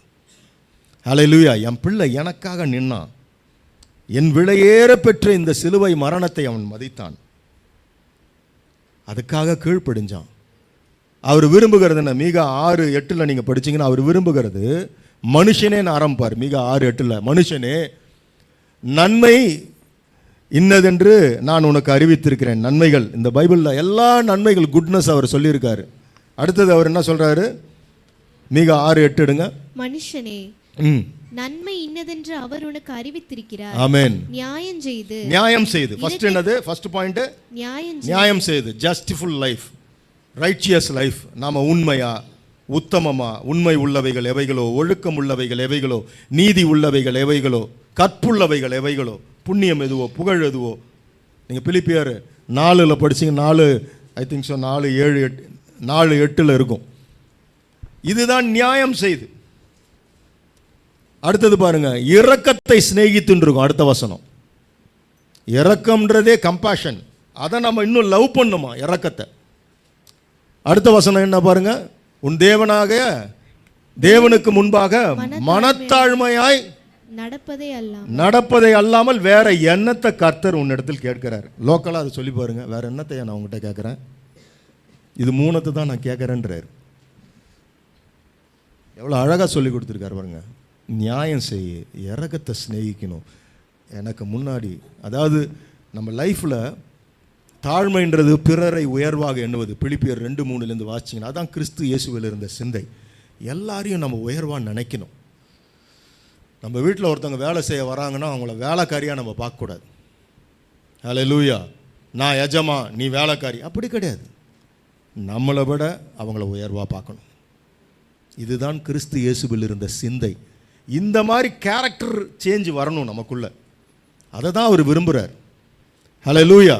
அப்போ இந்த பூமியில் இருக்கிற காலங்கள் எல்லாம் நான் இயேசுவை போல பார்க்கணும், இயேசுவை போல பேசணும், இயேசுவை போல நான் நடக்கணும்.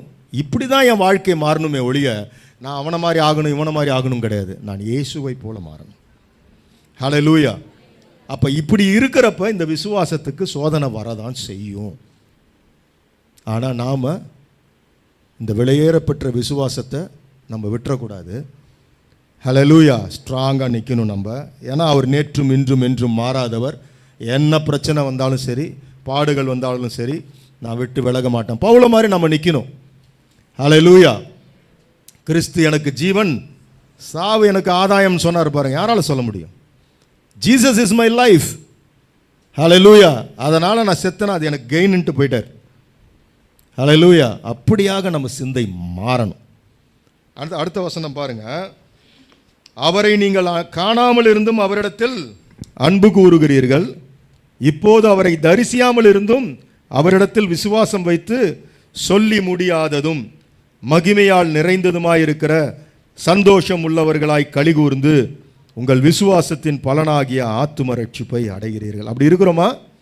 சொல்லி முடியாததும் மகிமையால் நிறைந்ததுமாய் இருக்கிற சந்தோஷம் உள்ளவர்களாய் கலிகூர்ந்து அப்படி இருக்கிறோமா? அவரை நாம் காணாமல் இருந்தும் அவரிடத்தில் அன்பு கூறுகிறோம், அவரை தரிசியாமல் இருந்தும் இது அவங்களோட கன்விக்ஷன், பேதுருவோட கன்விக்ஷன். நாம் அப்படியாக மாறணும். ஹல்லேலூயா. அவர் மேலே வச்சிருக்கிற அன்பு அப்படி அதிகமாகணும். ஹல்லேலூயா. அவரை நான் பார்க்கலனாலும் உலகம்தான் போய் எங்கேயோ டோக்கன் போட்டு தரிசிக்கும். நாம் அப்படி கிடையாது. நாம் தரிசித்து நடவாமல் விசுவாசித்து நடக்கிறவர்கள். என் அப்பா என் கூட இருக்கார், அவர் எல்லாவற்றையும் பார்த்து கொள்வார். ஹல்லேலூயா. அப்போ இந்த ஆத்தும ரட்சிப்பை, விசுவாசத்தின் பலன் என்ன, கெயின் என்ன? ஆத்தும ரட்சிப்பு. அவர் மேலே வைக்கிற விசுவாசம் சோதிக்கப்படும், பிரச்சனைகள் வரும், பாடுகள் வரும். அதனால தான் அவர் சொன்னார், உலகத்தில் உங்களுக்கு உபத்திரம் உண்டு, ஆனாலும் நான் உலகத்தை ஜெயித்தேன்றார். இந்த வார்த்தைகள் தான் உங்களை புதுப்பிக்கும், பலப்படுத்தும். ஹல்லேலூயா. பிரச்சனை என்னன்னா, எல்லா இடங்கள்லையும் அவங்க இப்படி இருந்தான் அப்படி வந்தான், 10 பேர் சாட்சி சொல்கிறது, 100 பேர் இருக்கிற இடத்துல 2 பேர் மட்டும் சாட்சி சொல்கிறப்போ 98 பேர் டென்ஷன் ஆகிடுறாங்க. நானும் தானே சர்ச்சுக்கு வரேன், நானும் தானே ஜெபிக்கிறேன், நானும் தானே ப்ரேயருக்கு போனேன், எனக்கு மட்டும் ஏன் நடக்கலை? இதான் பிரச்சனை. என்ன தெரியுமா? அப்படியெல்லாம் ஒன்றுமே கிடையாது. அப்படி ஒரு அப்பா அது காரு பங்களா காசு பணம் வந்ததெல்லாம் சாட்சி கிடையாது. நான் கர்த்தருக்குள்ள ஆவியில் எளிமை உள்ளவனாக மாறிட்டேன். நான் சாந்த குணம் உள்ளவனாக மாறிக்கிட்டே வரேன். நீதியின் மேல் பசிதாகம் உள்ளவனாய் மாறிக்கிட்டே வரேன். ஹல்லேலூயா. இதுதான் சாட்சி, இதுதான் ஆசீர்வாதம். இப்படியான சாட்சிகள் சொல்லுகிறவர்களை தான் நாம் சபை வரவேற்கணும். அப்போ தான் மற்றவங்களுக்குள்ள கிறிஸ்துவின் அன்பு வெளிப்படும். ஹல்லேலூயா. மத்தேயு 5:3-11 வரைக்கும் படிக்கிறது தான் ஆசீர்வாதம், உண்மையான ஆசீர்வாதம். அதுதான் மலைப்பிரசங்கத்தில் இயேசுவானவர் சொல்லி கொடுத்துட்டு போன ஆசீர்வாதம். ஆவியில் எளிமை உள்ளவர்கள் பாக்கியவான்கள், பரலோக ராஜ்யம் அவர்களுடையது. பாக்கியவான்கள்னா என்ன? ஆசீர்வதிக்கப்பட்டவர்கள். Humble in spirit. இன்னைக்கு இருக்கா? ஆவியில் பெருமை இருக்கு. இன்னைக்கும் நமக்குள்ள ஜாதி பெருமை இருக்கு, ஊர் பெருமை இருக்கு, நான் யார், எங்க அப்பா யார், பெருமை இருக்கு. ஒண்ணுமே இல்லைன்னாலும் பெருமை இருக்கு. கர்த்தருக்கு முன்பாக தாழ்மைப்படணுங்க. அப்போது அவர் உங்களை உயர்த்துவார். ஹல்லேலூயா. இப்படியாக நாங்கள் மாறணும். இந்த உலகத்துக்குரியவர்களாய் நம்ம இருக்கக்கூடாது. ஆண்டவர் நம்ம கூட இன்னைக்கு பேசிட்டு இருக்கிறது இந்த ரட்சிப்பு, இந்த சால்வேஷன் நமக்கு கிடைச்சிருக்கு பார்த்தீங்களா? அதுதான் உலகத்திலே காஸ்ட்லியஸ்ட். நீங்கள் என்ன வேணால் ஆசீர்வாதம் சொல்லுங்கள். ஏக்கரா நிலம், மலைமலையா உங்களோட சொத்து பத்துகள், பேங்க்கில் இத்தனை 1000 கோடி, எது வேணால் நீ சொல்லிக்கோ. இதை எல்லாவற்றையும் டாப்பில் போய் நிற்க போகிறது என்ன தெரியுமா? அந்த ரட்சிப்பு என்னும் சொத்து. இது எனக்கு கிடச்சிருக்கு. நான் தான் உலகத்திலே பெரிய கோடீஸ்வரன், உலகத்திலே நான் தான் செல்வந்தேன். உனக்கு கிடைக்காத அந்த ரட்சிப்பு எனக்கு கிடச்சிருக்கு. நீ அறிந்து கொள்ளாத அந்த தேவனை அறிகிற அறிவு. யோவான் 17:3 படிச்சனா, ஒன்றான மெய்தேவனாகிய உம்மையும், இயேசுவானவருடைய ஜெபம், ஒன்றான மெய்தேவனாகிய உம்மையும் நீர் அனுப்பினவராகிய இயேசு கிறிஸ்துவையும் அறிவதே நித்திய ஜீவன். அதுதான் எட்டர்னல் லைஃப்னு சொல்லி கொடுக்குறாரு. ஹல்லேலூயா. இன்னும் நான் ஆண்டவரை நான் அறிந்து கொள்ளணும். இன்னும் நான் அவரை பற்றி எப்படி சகவியும் மரத்து மேலே ஏறி நின்று என் இயேசு எப்படிப்பட்டவரோ அப்படின்னு நான் போய் உட்கார்ந்தான் பாருங்க மேலே. அந்த மாதிரி தேடணும். தேட தேட தேட கர்த்தர் உங்களுக்கு வெளிப்பட்டுக்கிட்டே இருப்பார். என்னை தேடுகிறவன் தான் கண்டடைவான்னு சொல்லியிருக்கார். ஹல்லேலூயா. அப்போ முதலாவது நம்ம இந்த ரட்சிப்பு பற்றி நம்ம கவலையை அற்று இருந்தோம்னா தண்டனைக்கு தப்ப முடியாது. ரெண்டாவது, அழிந்து போகிற இந்த பொன், இதை பார்க்கணும். அந்த விசுவாசம், விலையேற பெற்ற விசுவாசத்தை நம்ம காத்துக்கொள்ளணும். ஹல்லேலூயா. அதுதான் அந்த ரட்சிப்பின், உங்கள் விசுவாசத்தின் பலனாகிய ஆத்தும ரட்சிப்பை நீங்கள் அடைய முடியும். மூன்றாவது, ஹல்லேலூயா, வெளிப்படுத்தின விசேஷம் 3ஆம் அதிகாரம் 11வது வசனம் படிங்களா? இதோ சீக்கிரமாய் வருகிறேன். ஆமென். ஒருவனும் உன் கிரீடத்தை எடுத்துக்கொள்ளாதபடிக்கு உனக்குள்ளதை பற்றி கொண்டிரு. ஆமென், ஆமென். அப்போ தெளிவாக இருக்கணும் நம்ம பிரதர்ஸ் சிஸ்டர்ஸ், நம்ம தெளிவாக இருக்கணும். நமக்குள்ளே இன்னைக்கு ஒரு தெளிந்த ஒரு கன்விக்ஷனுக்குள்ளே நம்ம எல்லாரும் வரணும். நான் பூமிக்குரியவனா இல்லை பரலோக ராஜ்யத்துக்குரியவனா? நான் தெளிவாக ஆயிடணும். இங்கே ஒரு கால் அங்கே ஒரு கால் கிடையாது. சபை சில நேரத்தில் வெளியில் பேலன்ஸ் பண்ணி விட்டு போயிடுது. அது சத்தியம் கிடையாது. ஹல்லேலூயா. அவர் வரப்போகிறார். நேற்றும் இன்றும் என்றும் மாறாத தெய்வம்.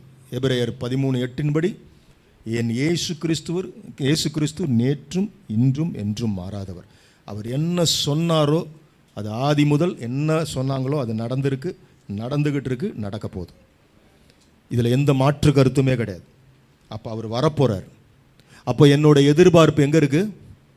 அவர் எப்போ வரப்போகிறார்ன்றதெல்லாம் இருக்கணுமே ஒழிய என் எதிர்பார்ப்பு உலகத்துக்குரியவைகளாகவே இருந்துக்கிட்டு இருக்கக்கூடாது.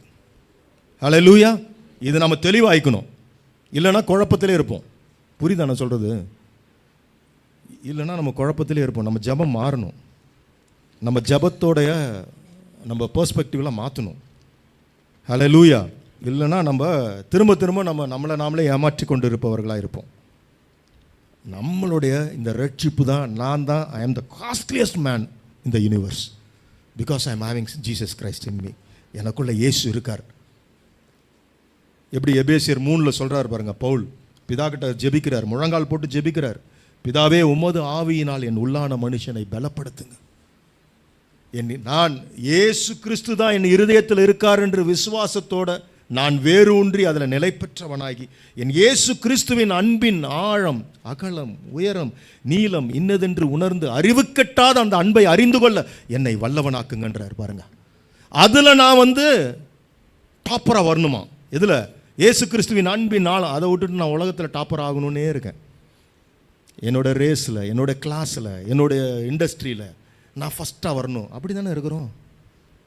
அப்படி இல்லை. பவுல் எப்படி சொல்கிறார் பாருங்க, அவரோட அன்பு, என் தேவன் அன்பாகவே இருக்கிறார். ஹல்லேலூயா. இதெல்லாம் நம்ம உணரணும், இதை நம்ம ஏற்றுக்கொள்ளணும். நீங்கள் இதுதான் நான் இன்னொரு இடத்துல படிக்கிறப்ப ஆச்சரியப்பட்டேன் அன்னைக்கு. தேவனுடைய ஐஸ்வர்யம், ஞானம், அறிவு என்பவைகளின் ஆழமாக இருக்கிறது.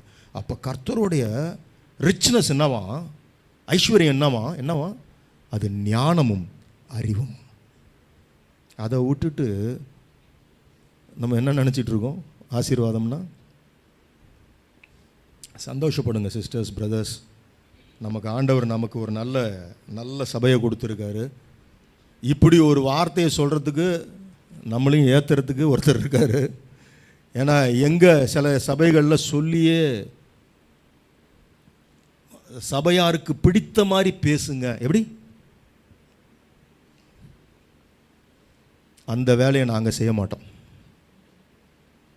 2 பேர் தான் எங்கள் சாந்தி நிலையத்துக்கு வந்தாலும் நான் தான் வீட்டில் சொல்லிகிட்டு இருப்பேன், அது 2ம் உருப்படி ஆக்கணும் நம்ம, அவ்வளோதான்.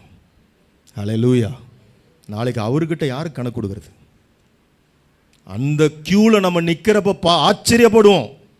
இவ்வளோ பெரிய ஊழியக்காரங்க அந்த லைனில் நிற்கிறாங்களே, நரகத்துக்கு போகிற லைனில். ஐயோ, இதெல்லாம் பார்க்க போகிறோம். நம்ம இதெல்லாம் பார்க்க போகிறோம். இங்கே யாரும் நீங்கள் பாருங்கள், அப்படி ஒரு கான்செப்டே கிடையாதுங்க. நீ பரிசுத்த, அவரோட விருப்பம் என்னவா? பவுல் என்ன சொல்கிறாரு? தேவனுடைய விருப்பம் நாம் பரிசுத்தராய் இருப்பது தான் தேவனுடைய விருப்பமாக இருக்கிறது. நாம் பணக்காரன் ஆகிறது அவருடைய விருப்பம் கிடையாது. நான் புரிஞ்சுக்கணும் நான் சொல்கிறது என்னன்னு. என் இயேசு கிறிஸ்து பாவத்திலிருந்து நம்மளை ரட்சிப்பதற்கு தான் இங்கே வந்திருக்காரு. அவர் எடுத்துக்கொள்ளப்படும் போது லூக்கா 24:47 என்ன சொல்கிறார்? பரத்துக்கு எடுத்துக்கொள்ளப்படும் போது அவருடைய கிளைமேக்ஸ் வேர்டு என்னவா இருந்துச்சு? சீடர்களை பார்த்து அன்றியும் மனம் திரும்புதலும் பாவ மன்னிப்பும். இது 2 தான் சொன்னார். அன்றியும் மனம் திரும்புதலும் பாவ மன்னிப்பும் எருசலேம் தொடங்கி சகல தேசத்தாருக்காகவும் என்னுடைய நாமத்தினாலே பிரசங்கிக்கப்படணும்னார். அப்போ பிரசங்கம் எதை குறித்து இருக்கணும்? மனம் திரும்புதலும் பாவ மன்னிப்பும். இது இருக்கா?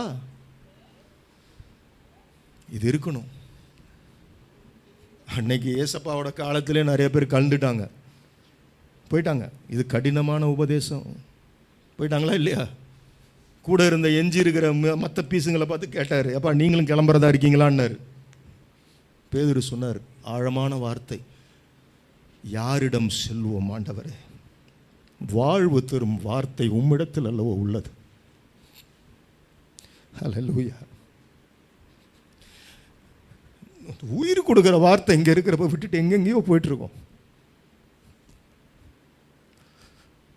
ஜீசஸ் ஐ லவ் யூ அப்பா. இதை சீரியஸாக எடுத்துக்கிட்டோம்னா நம்ம அந்த பரலோக ராஜ்யத்துக்குள்ளே நுழைய முடியும். இல்லைன்னா கைவிடப்பட்டுரும். அங்கே போய் நிற்கிறப்ப வெள்ளாடு செம்மறியாடு இந்த 2 பேரும் பிரிக்கிறார் நியாய தீர்ப்பு நாளில். செம்மறியாட்டை பற்றி சொல்கிறார், நான் பசியாக இருந்தேன், சாப்பாடு போட்டேன். வஸ்திரம் இல்லாமல் கிடந்தேன், வஸ்திரம் கொடுத்தேன். சிறைப்பட்டு கிடந்தேன், சிறையில் விசாரித்தேன். வியாதியாக கிடந்தேன், என்னை பார்க்க வந்தேன். அப்போ அவங்க கேட்குறாங்க, செம்மறியாடு இந்த நீதிமான்கள் கூட்டம், நாங்கள் எப்போ இதெல்லாம் நாங்கள் உங்களுக்கு, இந்த சிறியவரில் ஒருவனான என் சகோதரனுக்கு நீங்கள் எவைகளை செய்தீர்களோ அதையே எனக்கு செய்தீர்கள்னார். இவ்வளோதான், முடிஞ்சு போச்சு. இதுதான் இரக்கத்தை சிநேகித்துன்றது. இதை விட்டுட்டு நம்ம உலகத்தில் இருக்கிற அந்நிய புறஜாதிகள் அந்த வேலையை செய்கிறாங்க, கவனித்து பார்த்தீங்களா? ஆனால் இயேசு இல்லாமல் செஞ்சுக்கிட்டு இருக்காங்க. ஆனால் நம்ம ஆட்கள் பார்த்தீங்களா, சுயத்துக்குள்ளே போயிட்டாங்க எல்லாருமே. நான், என் ஆசீர்வாதம், என் குடும்பம், எனக்கு, இப்படி போயிட்டோம். இந்த நிலை மாறணும். நாம் கர்த்தரின் பிள்ளைகளாய் மாறணும். ஹல்லேலூயா. அப்போ நாம் இன்னைக்கு ஆண்டவர் நம்மக்கிட்ட சொல்கிறது, இந்த விலையேற பெற்ற ரட்சிப்பை பற்றி கவலையற்று இருப்போமானால் தண்டனைக்கு தப்ப முடியாது. இதுதான் காத்துக்கொள்ளணும். இந்த ரட்சிப்பை நம்ம காத்துக்கொள்ளணும். இந்த விசுவாசம் அது சோதிக்கப்படும். ஆனால் அதில் நம்ம ஸ்ட்ராங்காக நின்றுட்டோம்னு வச்சிங்களேன், அவரோட வருகையில் நமக்கு கனமும் மகிழ்ச்சியும் புகழ்ச்சியுமாய் மாறப்போகுது. ஹல்லேலூயா.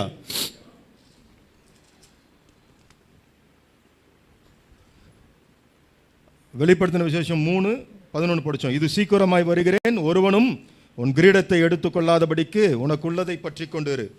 அடுத்தது பாருங்க, அதிலே 19வது வசனம் பாருங்க, 3:19. நான் நேசிக்கிறவர்கள் இவர்களோ, ஆமென், அவர்களை கடிந்து கொண்டு என்ன பண்றாராம்? நேசிக்கிறவங்களை என்ன பண்றாராம்? நான் நேசிக்கிறவங்களுக்கு 5 வீடு வாங்கி கொடுக்குறேன்னு சொல்லியிருக்காரு. என்னடா இவன் அதுக்கடி இதே சொல்ல, இதுதாங்க கொடுமையாகி போய் கிடக்குதுங்க ஊழியத்தில். அதுக்குன்னு ஒரு கூட்டம் போட்டு நிறைய பேர் சேர்த்துக்கிட்டு இருக்காங்க எல்லாருமே. அது கிடையாதுங்க. முதல்ல நம்ம மனம் திரும்பணும். நம்ம கோபத்திலேருந்து மனம் திரும்பணும். நமக்குள்ளே கோபம் இருக்குல்ல, கேவலமான ஒரு கோபம் இருக்குது பாருங்க. மத்தேயு 5:21 படிச்சிங்கன்னா பயம் வந்துடும். நீ முட்டாளே அப்படி கோவப்பட்டு நீ சொன்ன எரி நரகத்துக்கு ஏதுவானவன்றார். நம்ம அதை பற்றி சீரியஸாக எடுத்துருக்குறோமா? கோபத்தை பற்றி. கோபத்திலேருந்து மனம் திரும்பணும். இன்னும் கோவப்பட்டுக்கிட்டே இருக்கோமா ரட்சிக்கப்பட்ட பிள்ளைகள்? இன்றைக்கும் ஒய்ஃப் மேலே, ஹஸ்பண்ட் மேலே, பிள்ளைகள் மேலே கோவம் வரக்கூடாது. அப்பா அப்படி தான் சொல்லி கொடுக்குறாரு. நான் சாந்தமும் மனத்தாழ்மையுமாய் உள்ளவன் அப்படின்ற அறிமுகப்படுத்தி வைக்கிறார் நமக்கு. என் நுகத்தை உங்கள் மேல் ஏற்றுக்கொண்டு என்னிடத்தில் கற்றுக்கொள்ளுங்கள்ன்றார். கோபத்திலேருந்து நான் மனம் திரும்பணும். இன்னும் பொய் இருக்கா? பொய்யிலேருந்து மனம் திரும்பணும். Turn back. இன்னும் கசப்பு இருக்கா? கசப்புலேருந்து நான் திரும்பணும். இதெல்லாம் இல்லைன்னா அப்பப்போ சிரிச்சிப்பார், போடுவார். இதில் தான் நம்மளை கரெக்ட் பண்ணுவார். அப்போ நான் நேசிக்கிறவர்களோ அவர்களை நான் கடிந்து கொண்டு சிட்சிக்கிறேன். அடுத்தது, ஆகையால் நீ ஜாக்கிரதையாய் இருந்து மனம் திரும்பு. என்ன பண்ணுமா? ஹல்லேலூயா. இது வெளிப்படுத்தின விசேஷம். அவர் உயிர்த்தெழுந்த பிறகும் சபைக்கு என்ன சொல்றாரு? மனம் திரும்பு. இன்னைக்கு சபை செய்ய வேண்டிய காரியம் என்ன தெரியுமா? சபைனா நாம மனம் திரும்பணும். இன்னும் நமக்குள்ள இருக்குது. நம்ம நினச்சிக்கிட்டு இருக்கோம் நம்ம ஞானஸ்தானம் எடுத்துட்டோம், நம்ம பர்ஃபெக்ட் ஆகிட்டோன்னு. கிடையவே கிடையாது. இன்னும் நமக்குள்ளே இருக்குது. கோபம் இருக்குது, எரிச்சல் இருக்குது, பொய் இருக்குது, துரோகம் இருக்குது. இதெல்லாம் இருக்குன்னா என்ன அர்த்தம்? இன்னும் நம்ம மனம் திரும்பலன்னு அர்த்தம். இது எங்கே? ஏசப்பா கிட்ட தான் கேட்கணும். எனக்குள்ளே இருக்கிற அந்த கோபத்தை என்னை விட்டு எடுத்து போடுங்க ஏசப்பா. அப்போ தான் பிசாசு ஓடுவான் வெளியில், இல்லைன்னா போக மாட்டான். அதை நாம் அறிக்கை இடணும். அதுதான் ரட்சிப்பின் அனுபவம். ஹல்லேலூயா. நம்ம அறிக்கை இடணும். அதை விட்டுட்டு உள்ளாரே கண்ட்ரோல் பண்ணி வச்சுக்கிட்டே ஜபம் பண்ணுறது. நம்ம எப்படி இதெல்லாம் டிக்ளேர் பண்ணுறதே கிடையாது. ஏசப்பா கிட்ட போய் உத்தமர்கள் போலவே மற்ற விஷயத்தை மட்டும் பேசிட்டு காலைல ஜபத்தில் வெளியே வந்துடுறது. அவ்வளோ அழுக்கு, அவ்வளோ கோபம் எல்லாமே இருக்குது. நாம் அந்த ஆயக்காரர் ஜபம் போல் மாறணும். பரிசேய ஜபத்தோடு இருந்துடக்கூடாது வாழ்க்கையில். டெய்லி அப்பா கிட்ட போய் ஒத்துக்கணும், நேற்று நான் என்ன தப்பு பண்ணேன். இதுதான் அப்பா மகனுக்கான உறவு. அதில் தான் அவர் விருப்பப்படுவார். நீங்கள் சொல்லி பாருங்களேன், பேர் சந்தோஷம் வரும் உள்ளார. அப்படி ஒரு சமாதானம் வரும். அப்பா கிட்ட உரிமையை சொல்லுங்க, அப்பா நேற்று நான் கோவப்படக்கூடாதுன்னு நினச்சேன், கோவப்பட்டுட்டேன்ப்பா. அவங்கக்கிட்டையும் நம்ம மன்னிப்பு கேட்டுடணும். என் செட்டிலெல்லாம் நான் கத்திடுவேன் சில நேரத்தில் மைக்கில் கோவத்தில். ஏன்னா இத்தனை பேர் வச்சு மேய்க்கணும். டம்முன்னு மைக்கெல்லாம் தூக்கி போட்டிருக்கேன். அப்புறம் போய் அவனை கட்டி பிடிச்சி, அப்பா சாரிப்பா தெரியாமல் பண்ணிட்டேன், ஐயோ விடுங்க சார் நீங்கள் இருக்குங்க டென்ஷன்லன்னுவான். அப்புறம் நான் அப்பா கிட்ட சொல்லுவேன், அப்பா இது வரக்கூடாது.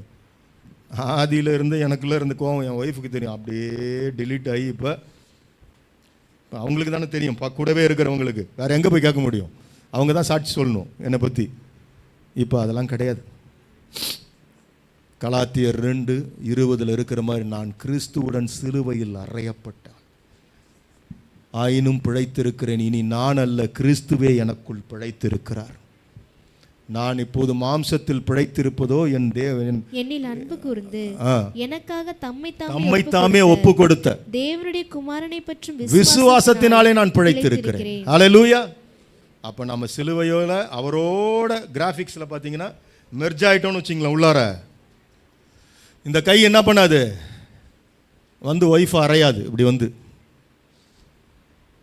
லஞ்சம் வாங்காது. இந்த கை வந்து தப்பு கணக்கு எழுதாது. இந்த கை தப்பாக உட்காந்து மொபைல் பார்க்காது. இந்த கை, ஏன்னா அவர் கூட சிலுவையில் அறையப்பட்டுட்டேன். ஹல்லேலூயா. யார் திட்டினாலும் என்ன பண்ணும்? கோபம் வராது. உண்மையான விசுவாசிக்கான அடையாளம் என்ன தெரியுமா? மானம், ரோசம், சூடு சொரணம் இல்லாதவன் தான் உண்மையான விசுவாசி. எதுவுமே வரக்கூடாது. ஏன்னா அவர் மயிர் கத்தரிக்கப்படும் ஆட்டுக்குட்டியை போல அழைத்து செல்லப்பட்டார். அமைதியாக இருந்தார். ஹல்லேலூயா. அதனால தான் மத்தேயு 11:28-29 சொல்றார், வருத்தப்பட்டு பாரம் சுமக்கிறவர்களே நீங்கள் எல்லோரும் என்னிடத்தில் வாருங்கள், நான் உங்களுக்கு இளைப்பாறுதல் தருவேன். இந்த உலகத்தில் யாருமே சொன்னதில்லை, எல்லாம் அப்படியே உட்காந்துருக்குது எங்கேயோ. ஆனால் கர்த்தர், கடவுள், அவர் சொன்னார், உன் வருத்தத்தையும் பாரத்தையும் என் மேலே வை. நம்ம வைக்கிறது இல்லை, அதான் பிரச்சனையே. அதில் என்ன ஈகோன்னு தெரியல எல்லாருக்கும், விசுவாசிகளுக்கு. அவங்களே வச்சுக்கிறது பத்திரமா. அவர் சொல்லியிருக்கார் வசனம், நீ வச்சு பாருங்களேன். இந்த வசனம் எனக்குள்ள ஆழமாய் பதிந்தது எப்போ தெரியுமா? என் வருத்தமும் பாரமும் அதிகமாகிறப்ப இந்த வசனம் தானாக வந்து விழும். ஆவியானவர் அப்படியே வச்சுட்டு நான் போய் அமைதியாக படுத்துருவேன் சாப்பிட்டு. ஹல்லேலூயா. என் நுகத்தை உங்கள் மேல் ஏற்றுக்கொண்டு என்னிடத்தில் கற்றுக்கொள்ளுங்கள்ன்றார். நான் சாந்தமும் மனத்தாழ்மையாக இருக்கிறேன்றார். அவர் ஜென்டில் அண்ட் ஹம்பிளாக இருக்காராம். இதெல்லாம் நம்ம அவர்கிட்ட கற்றுக்கணும். ஹல்லேலூயா. கர்த்தர் நல்லவர். அவர் சீக்கிரம் வரப்போகிறார். லாஸ்ட்டாக கடைசி வசனம், வெளிப்படுத்தின விசேஷம் 1:7 இதோ மேகங்களுடனே வருகிறார். ஹல்லேலூயா. கண்கள் யாவும் அவரை காணும். ஆமென். அவரை குத்தினவர்களும் அவரை காண்பார்கள். ஆமென். பூமியின் கோத்திரங்கள் எல்லாரும் ஆமென் அவரை பார்த்து புலம்புவார்கள். அப்படியே ஆகும். ஆமென். அப்படியே ஆமென். ஹல்லேலூயா. ஆண்டவர் இன்னைக்கு நம்ம கிட்ட பேசியிருக்கிறது.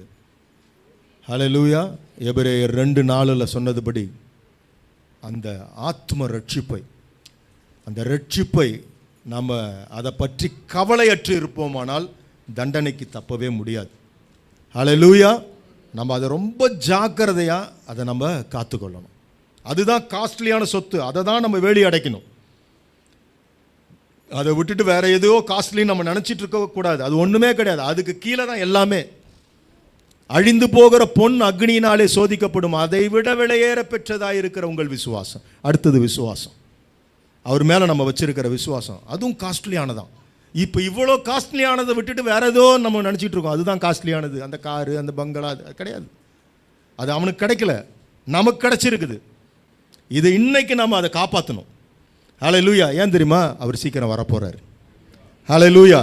இதோ மேகங்களுடனே அவர் வருகிறார், கண்கள் யாவும் அவரை காணும். இதெல்லாம் யோசிச்சு இமேஜின் பண்ணி பாருங்க. இன்னைக்கு சேட்டலைட்டு டெலிவிஷன்லாம் வந்துருச்சு. அவர் வரும்போது எல்லாரும் பார்க்க போறானுங்க. ஏவி எல்லாம் போட்டு வச்சுட்டு எல்லாம் நடக்கும். இதெல்லாம் அவரை குத்தினவரும் காண்பார்கள்.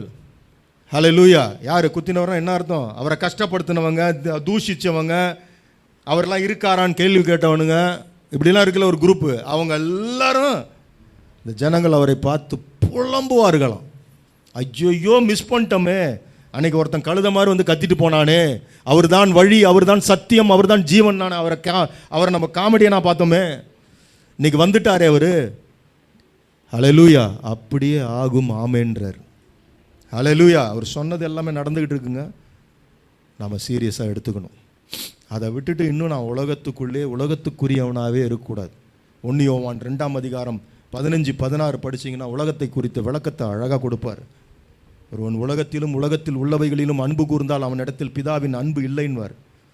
ஹல்லேலூயா. கண்களின் இச்சை, மாம்சத்தின் இச்சை, ஜீவனத்தின் பெருமை, இவைகள்லாம் யார்? பிதாவினால் உண்டானவைகள் அல்லன்றார். அப்போ யாரால் உண்டாச்சு? அதெல்லாம் கண்ணு பார்க்கறதெல்லாம் ஆசைப்படுது, இந்த உடம்பு கேட்குற ட்ரெஸ்ஸை போடணுன்றது ஆசைப்படுது. ஜீவனத்தின் பெருமை இன்னும் இருக்குது நமக்குள்ள. நான் யார், என் ஊர் என்ன, என் பேர், என் ஜாதி விளங்கவே முடியாது. இந்த வசனத்தை நம்ம ஆழமாக பிடிச்சுக்கிட்டோம்னா ஹல்லேலூயா. அவர் சொல்கிறார் பாருங்க, உலகத்து மேலே உன் அன்பு போயிடுச்சுன்னா பிதாவின் அன்பு அந்த இடத்துல இல்லைன்றார். இப்போ நாம் இன்னைக்கு அந்த முடிவை எடுக்கணும். இந்த ரட்சிப்பு நமக்கு கிடைச்சிருக்கு. நீங்கள் ஒரு சிறு மந்தைன்னு நினைக்காதீங்க. நாம் தேவனுடைய பிள்ளைகள், அவருடைய புத்திரர்கள். இந்த உலகத்தில் வெளியில் இருக்கிறவங்களுக்கு கிடைக்காத பாக்கியம் நமக்கு கிடைச்சிருக்கு. இந்த ரட்சிப்பின் அனுபவத்தோடு நம்ம அமர்ந்திருக்கிறோம். இதை தக்க வச்சுக்கொள்வோம். ஹல்லேலூயா. இந்த ஆத்தும ரட்சிப்பை நம்ம பாதுகாத்து கொள்ளணும். இந்த விசுவாசத்தை பாதுகாத்து கொள்ளணும். ஹல்லேலூயா. அவர் வருகை சமீபம். அதற்கு நாம் தயாராகணும். நம்மளுடைய குடியிருப்பு வடபழனிலேயோ வலசரவாகத்திலேயோ கிடையாது, அது பரலோகத்தில் இருக்குது. அதை நம்ம தெளிவாய்க்கணும். அதை விட்டுட்டு நம்ம அதுக்காக நான் இங்கே உங்களோட வீடு இது அப்படிலாம் நான் சொல்லவே வரல. அப்பா கொடுத்தாருன்னா அதை ஆமேன் ஸ்தோத்திரம் போட்டு எடுத்துங்க. கொடுக்கலனாலும் ஸ்தோத்திரம்ப்பா, வாடகை வீட்டுக்கு சந்தோஷம்னு போயிட்டே இருக்கணும். ஏன்னா நம்ம இது எல்லாமே டெம்பரவரி தான். பர்மனெண்ட் ஹவுஸாக இருந்தாலும் சரி, வாடகை வீடு எல்லாமே இந்த உலகத்தில் டெம்பரவரி தான். அது மட்டும்தான் நிரந்தரம். ஹல்லேலூயா. அதை நோக்கி நம் பயணம் இருக்கட்டும். கண்களை மூடுவோம். தகப்பனே, அப்பா ராஜா, இந்த விலையேற பெற்ற ரட்சிப்பு என்னும் இந்த அனுபவம், இதை நித்தம் நித்தம் நாங்கள் புதுப்பிக்கணும். அப்பா, ஆவிக்குரிய இந்த உணவு, இந்த சத்திய வார்த்தைகளை நித்தம் நாங்கள் எடுத்துக்கொள்ளணும். ராஜா, உங்க வார்த்தை எங்களை பலப்படுத்தும். உங்க வார்த்தையில் தான் ஜீவன் இருக்கு, வல்லமை இருக்கு. இந்த வார்த்தை எங்களை வழி நடத்தட்டும். ராஜா, நாங்கள் உங்களையே நம்பி இருக்கிறோம். கர்த்தரையே தன் நம்பிக்கையாய் கொண்டு இருக்கிற மனுஷன் பாக்கியவான் சொல்றீங்க. இன்னைக்கு நீங்க எங்க கூட பேசினது போல உங்க வருகை சமீபம். உங்க வருகையில் நாங்கள் கரை திரை அற்றவர்களாய் நிற்க இந்த உலகத்தில் எங்களை தயார்படுத்திக்க தான் இந்த பூமியின் வாழ்க்கை. அதை நாங்கள் ரெக்டிஃபை பண்ணிக்க எங்களை ஒப்பு கொடுக்கிறோம். இந்த சபையில் இருக்கிற ஒவ்வொரு சகோதர சகோதரியும் உங்கள் கரத்தில் வைக்கிறோம். இந்த வசனங்கள் அவங்கள உயிர்ப்பிக்கட்டும், வழி நடத்தட்டும். எல்லா துதி கனம் மகிமை பிதா ஒருவருக்கே செலுத்துகிறோம். ஜெபங்களை எல்லாம் இயேசு கிறிஸ்து மூலமாய் உங்கள் கரத்தில் வைக்கிறோம். நல்ல பிதாவே, ஆமென், ஆமென்.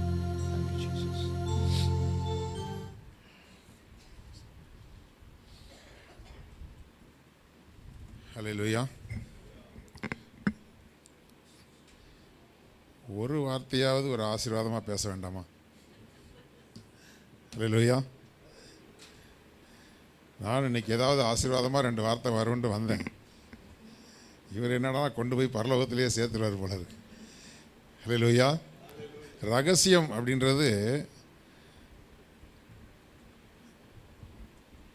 நமக்கு தெரிஞ்ச விஷயந்தான். முதலாவது தேவனுடைய ராஜ்யத்தையும், தூக்கம் வருதா? முதலாவது தேவனுடைய ராஜ்யத்துக்குரிய முக்கியத்துவத்தை கொடுங்க. மற்றெல்லாம் நீங்கள் ஒன்றுமே செய்யலைனாலும் வீடு வரும், கார் வரும், பங்களா வரும். ஆமென். ஆமாம். ஏன்னா நான் சொல்கிறேன், உங்களுக்கு ஆண்டவர் எங்களுக்கு சொந்த வீட்டை கொடுத்தார் அப்படின்னு சாட்சி சொன்னவங்க இப்போ சபையில் இல்லை. ஆண்டவர் என்னுடைய கடன் பிரச்சனையெல்லாம் நீக்கி போட்டார்னு சாட்சி சொன்னவங்க இப்போ சபையில் இல்லை. புரியுதா? கர்த்தர் எனக்கு அந்த அற்புதம் செஞ்சார், இந்த அற்புதம் செஞ்சார், எவ்வளோ பேர் சாட்சி சொல்லுவோம். உங்களுக்கே தெரியும், சாட்சி சொன்ன நிறைய பேரை காணும். ஆமென். நானும் கர்த்தருடைய வீட்டிலே நீடித்த நாட்களில் என்ன செய்வேன்? நிலைத்து இருப்பேன்னு சொன்னாங்க. ஒரு சபையில் நிலைச்சிருக்காதவங்க அந்த வீட்லேயுமே நிலைச்சிருக்க முடியாது. நம்பர் 1. அப்போ சாட்சி சொன்னவங்க காணாமல் போயிட்டாங்க. எத்தனை பேர் காணாமல் போக ஆசைப்படுறீங்க? ஹல்லேலூயா. ஏன்னா உலகத்தில் ஒரு வார்த்தை சொல்லுவாங்க, முயற்சி திருவினையாக்கும்னு சொல்லுவாங்க. நீங்கள் முயற்சி பண்ணி கஷ்டப்பட்டு உங்களுடைய வேலையில், உங்களுடைய வியாபாரத்தில் நீங்கள் ஜாக்கிரதையாக இருந்தீங்கன்னா அதற்கு ஒரு பிரயாசத்துக்குரிய பலன் உண்டு. உலகத்தில் அது உண்டு. நான் பொதுவாக இந்த மாதிரியான சாட்சிகளை சொல்கிறதுக்கு நான் விரும்புறதில்லை. எனக்கு ஆண்டவர் அதை கொடுத்தார், இதை கொடுத்தாருன்னு சொல்கிறதில்ல நான் ரொம்ப சந்தோஷப்படுகிறது இல்லை. ஏன்னா நம்மளை விட எக்கச்சக்கமாக வச்சுருக்காங்க. ஹல்லேலூயா. அப்படியானால் சரவணா ஸ்டோர்காரர் தான் ரொம்ப கர்த்தரால் ஆசீர்வதிக்கப்பட்டவர். ஜெயச்சந்திரன் தான் ரொம்ப ஆசீர்வதிக்கப்பட்டவர். அவங்கள விட நம்மளை தரித்திரத்தில் வச்சுருக்கிறாரு. அப்போ நம்ம கர்த்தரோடையே இல்லைன்னு அர்த்தமா? ஹல்லேலூயா. ரொம்ப அருமையான வசனம். அழிந்து போகிற பொன் அக்கினினாலே சோதிக்கப்படும். அதான் நான் உங்களுக்கு அடிக்கடி சொல்லுவேன், வசனத்தை அப்படியே ஒரு வாழைப்பழம் மாதிரி உரிச்சு சாப்பிடுங்க. அதில் அவ்வளோ டேஸ்ட் இருக்குது. நான் வசனங்களை நான் உங்களுக்கு போதிக்கும் போதும் ஒரு வசனத்தை வச்சுக்கிட்டு இப்படி தான் என்ன செய்வேன், அப்படியே அதை ருசித்து சாப்பிடுவேன். இப்போ நான்லாம் சாப்பாடு லபக்குன்னு முழுங்கிடுவேன். ஏன்னா எனக்கு வாழ்க்கையில் ஒரு பெரிய கஷ்டமானது ரொம்ப நேரம் சாப்பாட்டுக்கு முன்னாடி உட்காருறது தான். ஆனால் சில பேர் பாருங்கள், அப்படியே ஒன்று ஒன்றா எடுத்து ரசித்து சாப்பிடுவாங்க. சரியா? அது இப்போ பிரச்சனை இல்லை. ஆனால் வசனத்தை நம்ம என்ன செய்யணும்? ருசித்து சாப்பிடணும். அழிந்து போகிற பொன் ஃபாஸ்ட்டாக ஆரம்பிச்சிட்டாரு. எப்போ முடிப்பாரோ அப்படின்னா ஒரு சின்ன அந்த அவர் போதித்த காரியத்தினுடைய ஒரு சின்ன சுருக்கத்தை உங்களுக்கு நான் சொல்ல விரும்புகிறேன். கர்த்தர் நடத்துக்கிறதுனால சொல்கிறேன். இப்போ நம்ம கழுத்தில் காதில் போட்டிருக்கிறதெல்லாம் என்னது பொண்ணா? அதுக்கு பேர் அழிந்து போகிறதுன்னு சொல்லிட்டாங்க. உலகத்தில் உள்ள பொருட்களுக்காக அநேக நேரங்களில் நமக்கு கோபம் வரும். அன்றைக்கி மனைவி தங்கை வீட்டில் இருக்கும்போது பேசியிருக்கும்போது சொன்னேன், அதாவது சகலக்கிட்ட சொல்லிட்டு இருந்தாப்புல, அண்ணன் வந்து ஒரு பொருள் ஏதாவது ஒன்று உடஞ்சி போச்சு, ஒன்று இல்லாமல் போயிடுச்சு அப்படின்னா அதுக்காக ஒரு நாள் என்னை திட்டமாட்டாங்க அப்படின்னு சொன்னோம். ஏன்னா ஏதாவது ஒரு பொருளுடைய இழப்புகளுக்காக நமக்கு கோபம் வர வேண்டிய அவசியமே இல்லை. அது என்றைக்கும் அழிய போகிறது, இன்றைக்கி அழிஞ்சிருச்சு, அவ்வளோதான். அதுவும் கல்யாணம் ஆன புதுசில் ஒரு ஹார்லிக்ஸ் பாட்டில் தூக்கி உடைச்சிட்டா, உள்ளே ஏதோ பொருளோடு இருந்துச்சு. எங்கள் மாமனாருக்கு எழுப்புதல் பயங்கரமாக வந்துடும். பயங்கரமாக பொருட்கள் உடஞ்சி போச்சுன்னா திட்டுவார். அவள் அதையே பார்த்து பார்த்து வளர்ந்துவா. அப்போது பாட்டில் விழுந்து அப்படியே அதில் ஏதோ பருப்போ என்னமோ இருந்துச்சு. அப்போல்லாம் உங்களுக்கு ஞாபகம் இருக்குல்ல, கண்ணாடி பாட்டில் வருது. அது உடஞ்சோன்னா அவள் அப்படியே ஒரு மாதிரி பார்க்குறா என்ன. ஏன்னா அடுத்து அவங்க அப்பா மாதிரி நான் திட்ட போகிறேன்னு நினச்சா போல இருக்குது. நான் சொன்னேன், சரி உன் கையில் ஒன்றும் குத்தலைல்ல, அப்படி அள்ளி ஓரமாத்திக்கு போட்டு வேறு வாங்கிக்கலாம் அப்படின்னு. அவளுக்கு இந்த ஆள் என்ன மனுஷன் தானா அப்படின்னு பார்த்தா. ஏன்னா கல்யாணம் ஆன அந்த வாரத்திலேயே நான் பெரிய பொறுமைசாலி அப்படின்னு இல்லை, எனக்கும் டென்ஷன் சில டைமில் ஏறி இருக்குது, இல்லைன்னு சொல்ல. ஆனால் கல்யாணம் ஆன புதுசில் பாஸ்டர் வந்து என்னை கூப்பிட்டு அவகிட்ட அறிமுகப்படுத்தினதே என்ன அப்படின்னா, இந்த நிற்கிறான் பாரு, இடியே விழுந்தா கூட ஒன்றுமே தெரியாத மாதிரி நின்றுட்டுருப்பான், நீ அவனுக்கு ஏற்ற மாதிரி நீ உன்னை மாற்றிக்கணும் அப்படின்ட்டு. ஹல்லேலூயா. ஏன்னா ரட்சிக்கப்பட்ட பிறகு ஆண்டவர் அப்படியே ஒரு மாதிரி அவர் சொன்ன மாதிரி சூடு சொரணையெல்லாம் என்ன செய்கிறாரு, எடுத்துக்கிட்டே போகிறார். எதையோ பேசுனாங்களோ பேசிட்டு போட்டோம். ஹல்லேலூயா. அவர்களுடைய வாய்க்கு அவர்கள் அதிகாரி, நம்முடைய காதுக்கு நாம் அதிகாரி. எதை உள்ளே விடணும் எதை உள்ளே விடக்கூடாதுங்கிறதுக்கு நம்ம அதிகாரி. ஒரு விஷயத்தையும் அப்படியே தூக்கி வச்சல ஆட்கள் அந்த வார்த்தையை பொறுக்கி எடுத்து வச்சுக்கிட்டு இப்படி சொல்லிட்டான் இப்படி சொல்லிட்டான் இப்படி சொல்லிட்டான். ஹல்லேலூயா. ஏன் சொல்லணும்னா, அழிந்து போகிற ஒரு காரியத்துக்காக அதுக்கு ரொம்ப முக்கியத்துவம் கொடுக்காதீங்க. ஆமென். ஆமாம், அழிந்து போகிற பொருள் அதெல்லாம் அழிந்து போகுது. கொடுத்தா நான் வந்து நீங்கள் நகையை போடுங்கன்னு நான் சொல்கிறதில்ல, போடாதீங்கன்னு நான் சொல்கிறதில்ல, வைக்காதீங்கன்னு சொல்லலை. அப்படி ஒரு வேண்டாம் வெறுப்பாக இருந்தால் அந்த டப்பா இருக்க அள்ளி போட்டு போங்க. ஹல்லேலூயா. ஆமாம். ஆனால் அதுக்காகவும் இப்போ நான் உங்ககிட்ட பேசலை. அவைகள் மேலே அதுக்காக வந்து எங்கள் அக்காவுக்கு இவ்வளோ போட்டாங்க, எனக்கு கம்மியாக போட்டாங்க, இதுக்கு ஒரு சண்டை. அல்லது எனக்கு இவ்வளோ தானே போட்டிங்க, என் தங்கச்சிக்கு ரொம்ப ஜாஸ்தியாக போட்டிங்களே, இப்படி யாராவது சண்டை போட்டிங்களா? அழிந்து போகிறதுங்க. நான் கேட்குறேன், 50 பவுன் நகையோடு வந்தவங்க எத்தனை பேர் வீட்டில் நகை இருக்குது? மார்வாடி கடையில் இருக்கா இல்லையா? ஹல்லேலூயா. உங்களுடைய கைகளின் பிரயாசத்தை நீங்கள் தான் சாப்பிட்டுட்டு இருக்கீங்களா, இல்லை வட்டி கடைக்காரன் சாப்பிட்டுட்டு இருக்கானா? இவைகள் எல்லாம் அழிந்து போகிறவைகள் தான். ஆமென். ஆனால் அழிந்து போகிற பொண்ணுக்கே சோதனை இருக்குது. நீங்கள் கொண்டு போய் நகை கடையில் ஒன்று அடமானம் வைங்க, தேய்க்கிறானா இல்லையா? அழிந்து போகிற பொண்ணை சோதிச்சு தான் என்ன செய்ய எடுக்கிறான். அதை பார்க்கிலும் விலையேற பெற்ற. அப்போ உங்களுக்குள்ளே இருக்கிற விசுவாசத்துடைய வேல்யூ உங்களுக்கு முதல்ல தெரிஞ்சிருக்கணும். அதான் நான் அடிக்கடி சொல்ல, மகள் ரூத் வந்து சொல்லும்போது அநேக நேரங்களில் என்கிட்ட சொல்லியிருக்கிறான். அதாவது எனக்கு விசுவாசத்தில் அப்படியே குறைஞ்சி போன மாதிரி இருக்குது பாஸ்டர். சபை ஆரம்பித்த நாள்லேருந்து வந்துட்டுருக்கிறா, குழந்தைக்காக ஜெபம் பண்ணிகிட்ருக்கிறா, இது வரைக்கும் கர்த்தர் குழந்தைய கொடுக்கல. அப்போ சொல்லுவேன், எனக்கு விசுவாசத்திலே குறைஞ்ச மாதிரி இருக்கு.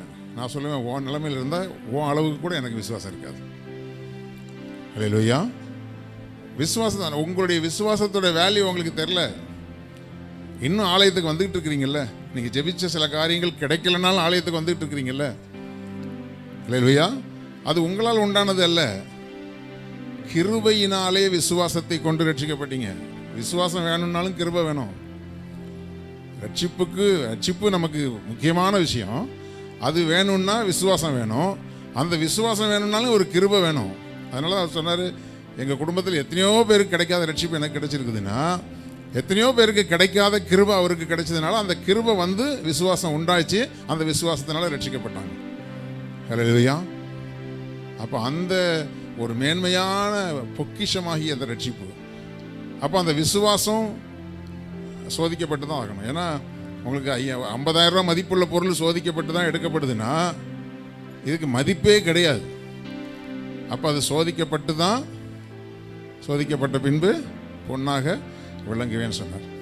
அப்போ அந்த விசுவாசத்தை நீங்கள் காத்து கொண்டு வரும் பொழுது அந்த விசுவாசத்தினுடைய பலனாகிய, கவனிச்சிங்களா வசனத்தை?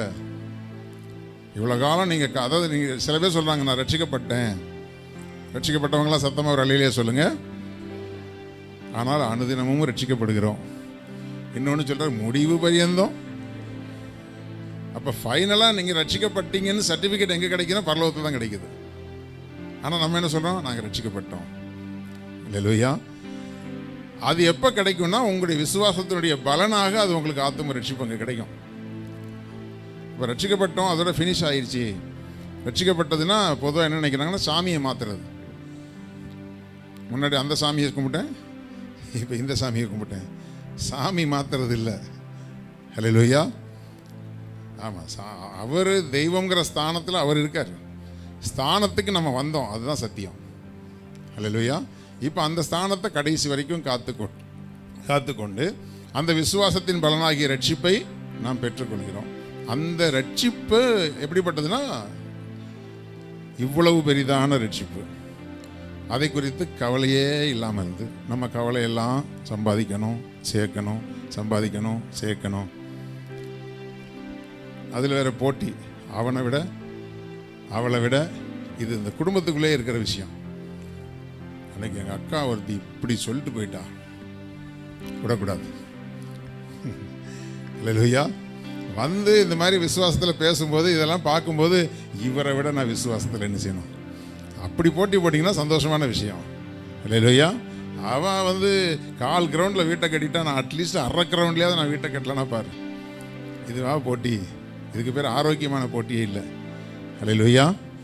ஆமாம், நானும் கேட்குறேன், சொந்த வீட்டில் இருந்தால் என்ன மேன்மை, சொந்த வீட்டில் இல்லைன்னா என்ன சிறுமை? நான் சொல்லட்டுமா? சொந்த வீட்டில் இருக்கிறவங்க வருஷம் வருஷம் டேக்ஸ் கட்டணும். அல்லேலூயா. பெரிய அமௌண்ட்டு இன்வெஸ்ட் பண்ணிவிட்டு அதுக்கு டேக்ஸும் கட்டணும். நாங்கள் ஏதோ ஒரு 5000 6000 கொடுத்துட்டு டேக்ஸே கட்டாமல் உட்காந்துட்டு இருக்கிறோம்.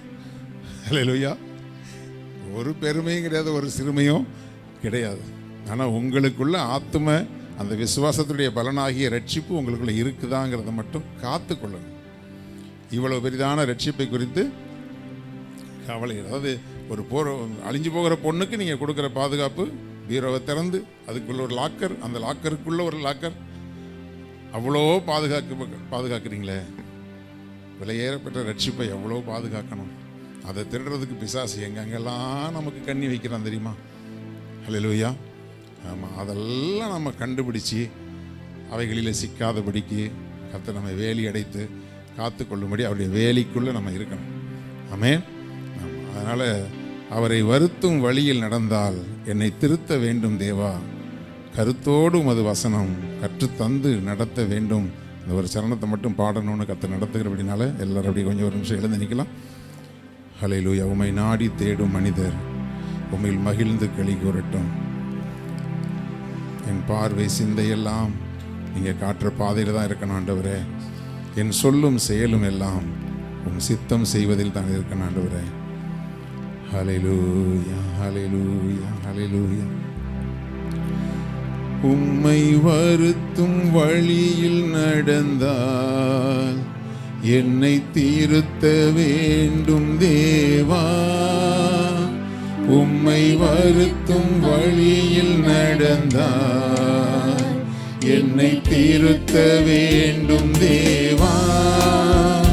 கருத்தோடு உமது வசனம் கற்று தந்து நடத்த வேண்டும். கருத்தோடு உமது வசனம் கற்று தந்து நடத்த வேண்டும். மகிமை மாட்சிமை மாவேந்தன் உமக்கே. மகிமை மாட்சிமை மாவேந்தன் உமக்கே. துதியும் கனமும் தூயோனே உமக்கே.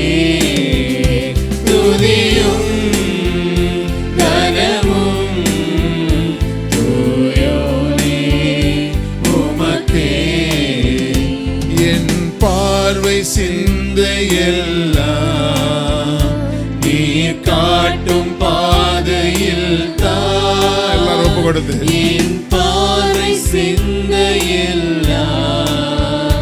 நீர் காட்டும் பாதையில் தான் என் சொல்லும் செயலும் எல்லாம் உம் சித்தம் செய்வதில் தான் நம்முடைய சிந்தை என் சொல்லும் செயலும் எல்லாம் சித்தம் செய்யறதுதான் இருக்கணும்.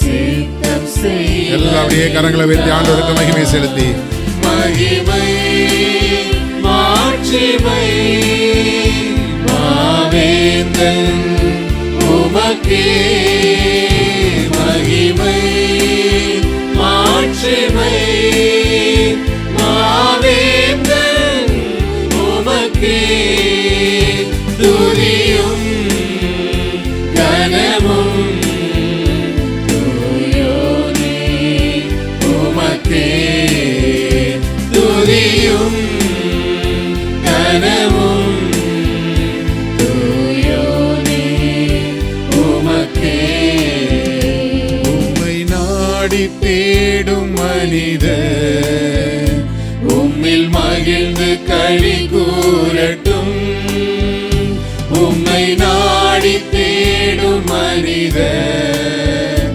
உம்மில் மகிழ்ந்து களி கூறட்டும் உந்தன் மீட்பில் நாட்டம் கொள்வோம் மன அமைதி இன்று பெறட்டும் உந்தன் மீட்பில் நாட்டம் கொள்வோம் மன அமைதி இன்று பெறட்டும் கரங்களை வைத்தி மகிமை மாட்சிமை மாவேந்தன் உமக்கே மகிமை மாட்சிமை மாவேந்தன் உமக்கே துதியும் கனமும் தூயோனே உமக்கே துதியும் கனமும்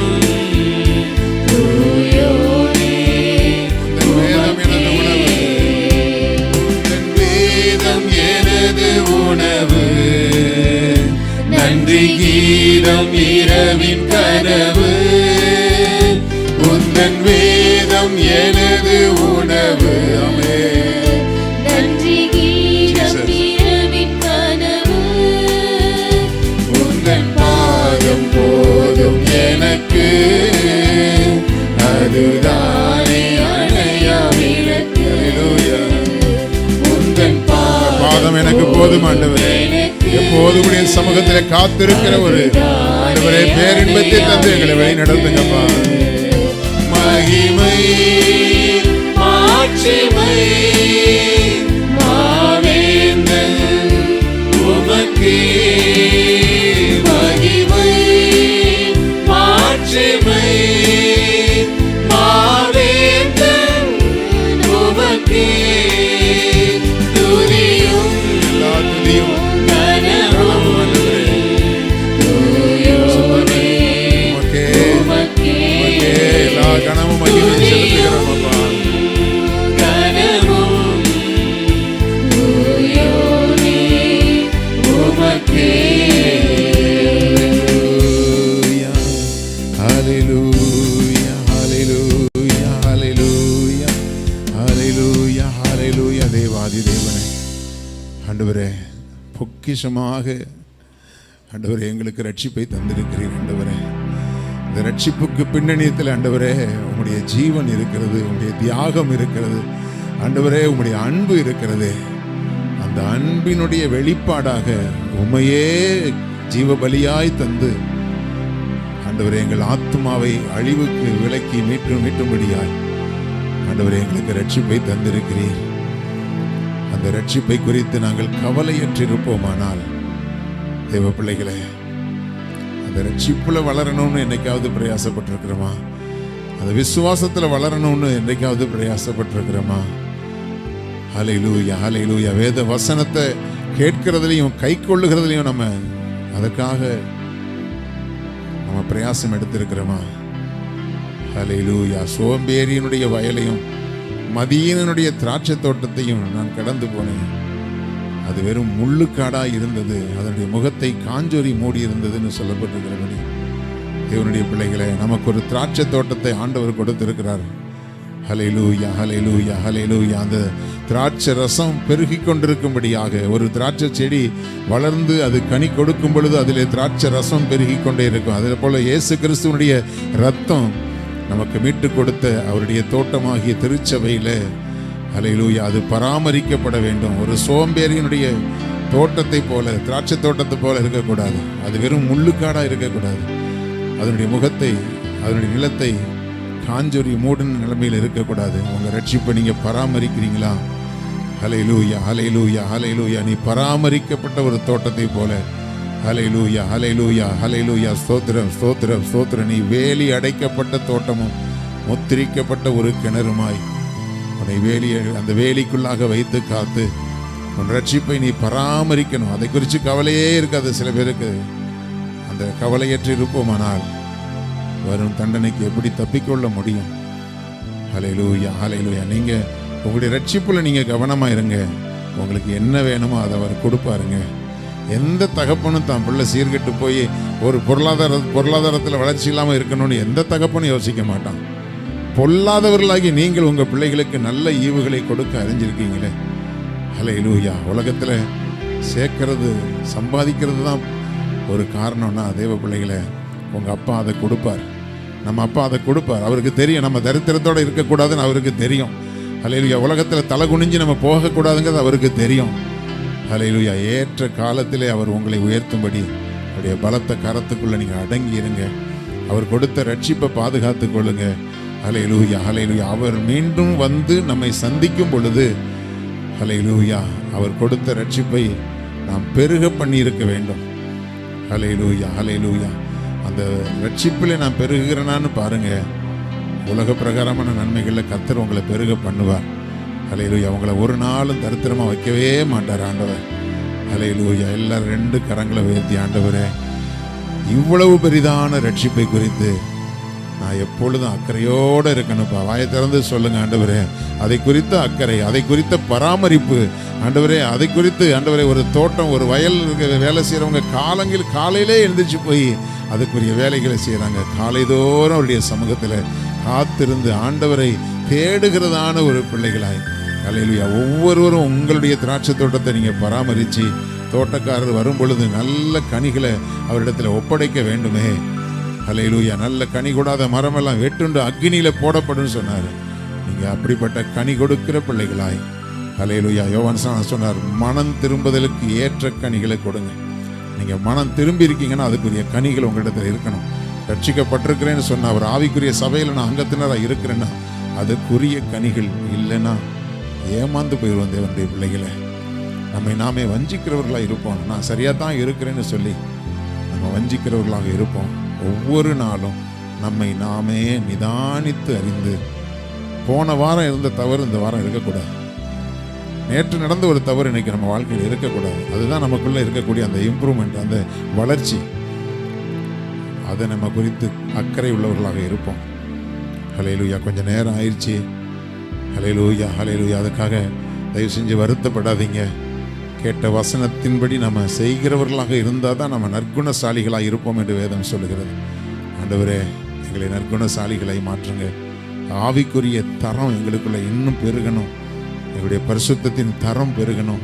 எங்களுடைய நோக்கத்தினுடைய தரம் பெருகணும். ஆண்டவரே அப்படியாக உமக்கு பிரியமான பிள்ளைகளாக எங்களை காத்துக்கொள்ளுங்கப்பா. ஆண்டவரே வந்திருக்கிற பிள்ளைகள் ஒவ்வொருவரையும் ஆசீர்வதிங்க. ஆண்டவரே ஸ்தோத்திரம். ஆழமான சத்தியங்களை குறித்து நாங்கள் அவர்களோடு பேசினாலும் ஆண்டவரே உலக பிரகாரமான தேவைகளும் உங்களுடைய பிள்ளைகளுக்கு உண்டு என்று நீர் அறிந்திருக்கிறீர் தகப்பனே. ஆண்டவரே உங்கள் பிள்ளைகள் யாருக்கிட்டையும் தலை குனிஞ்சு போகக்கூடாது, யாருக்கிட்டையும் கையேந்தி நிற்கிற சூழ்நிலை வரக்கூடாதுப்பா. ஆண்டவரே உங்களுடைய பிள்ளைகள் வெட்கப்பட்டு போகாதபடிக்கு உங்களுடைய பிள்ளைகளுக்கு ஆண்டவரே இம்மைக்கும் மறுமைக்கும் எந்த நன்மைகள் தேவையோ அவைகளை உங்களுடைய பிள்ளைகளுக்கு தந்து ஏராளமாய் தாராளமாய் பிள்ளைகளை ஆசீர்வதித்து அனுப்பும்படி ஒப்பு கொடுத்து செபிக்கிறோம். வார்த்தைகளை கொண்டு வந்த அருமையான உடைய தாசனையும் ஆண்டவரே அருமையான தங்கையையும் தேவனாகிய கர்த்தர் நீங்கள் ஆசீர்வதிங்க. ஆண்டவரே அவர்களையும் அவருடைய பிள்ளைகளையும் அவருடைய சந்ததிகளையும் தேவனாகிய கர்த்தர் பெருக பண்ணி ஆசீர்வதிக்கும்படி நாங்கள் சபையாராய் இயேசுவின் நாமத்தினாலே ஆண்டவரே உம்முடைய பிள்ளைகளை ஆசீர்வதித்து நாங்கள் ஜெபிக்கிறோம் தகப்பனே. அவர்களையும் அவளுக்கு உண்டான எல்லாவற்றையும் சுற்றிலும் தேவனாகிய கர்த்தர் வேலி அடைத்து காத்துக் கொள்ளுவீராக. பொறுப்பெடுத்துக் கொள்ளும், ஆசீர்வதியும், வழி நடத்தும். ஹல்லேலூயா, ஹல்லேலூயா. நல்ல சுகபலத்தினால் நிரப்புங்க. இயேசு கிறிஸ்துவின் இன்ப நாமத்தில் ஜெபிக்கிறோம் ஜீவனுள்ள எங்கள் நல்ல பிதாவே. எல்லாரும் சேர்ந்து சொல்லுவோம். என் ஆத்துமாவே கர்த்தரை ஸ்தோத்திரி, என் முழுமே அவருடைய பரிசுத்த நாமத்தை ஸ்தோத்திரி. என் ஆத்துமாவே கர்த்தரை ஸ்தோத்திரி, கர்த்தர் செய்த சகல உபகாரங்களை மறவாதே.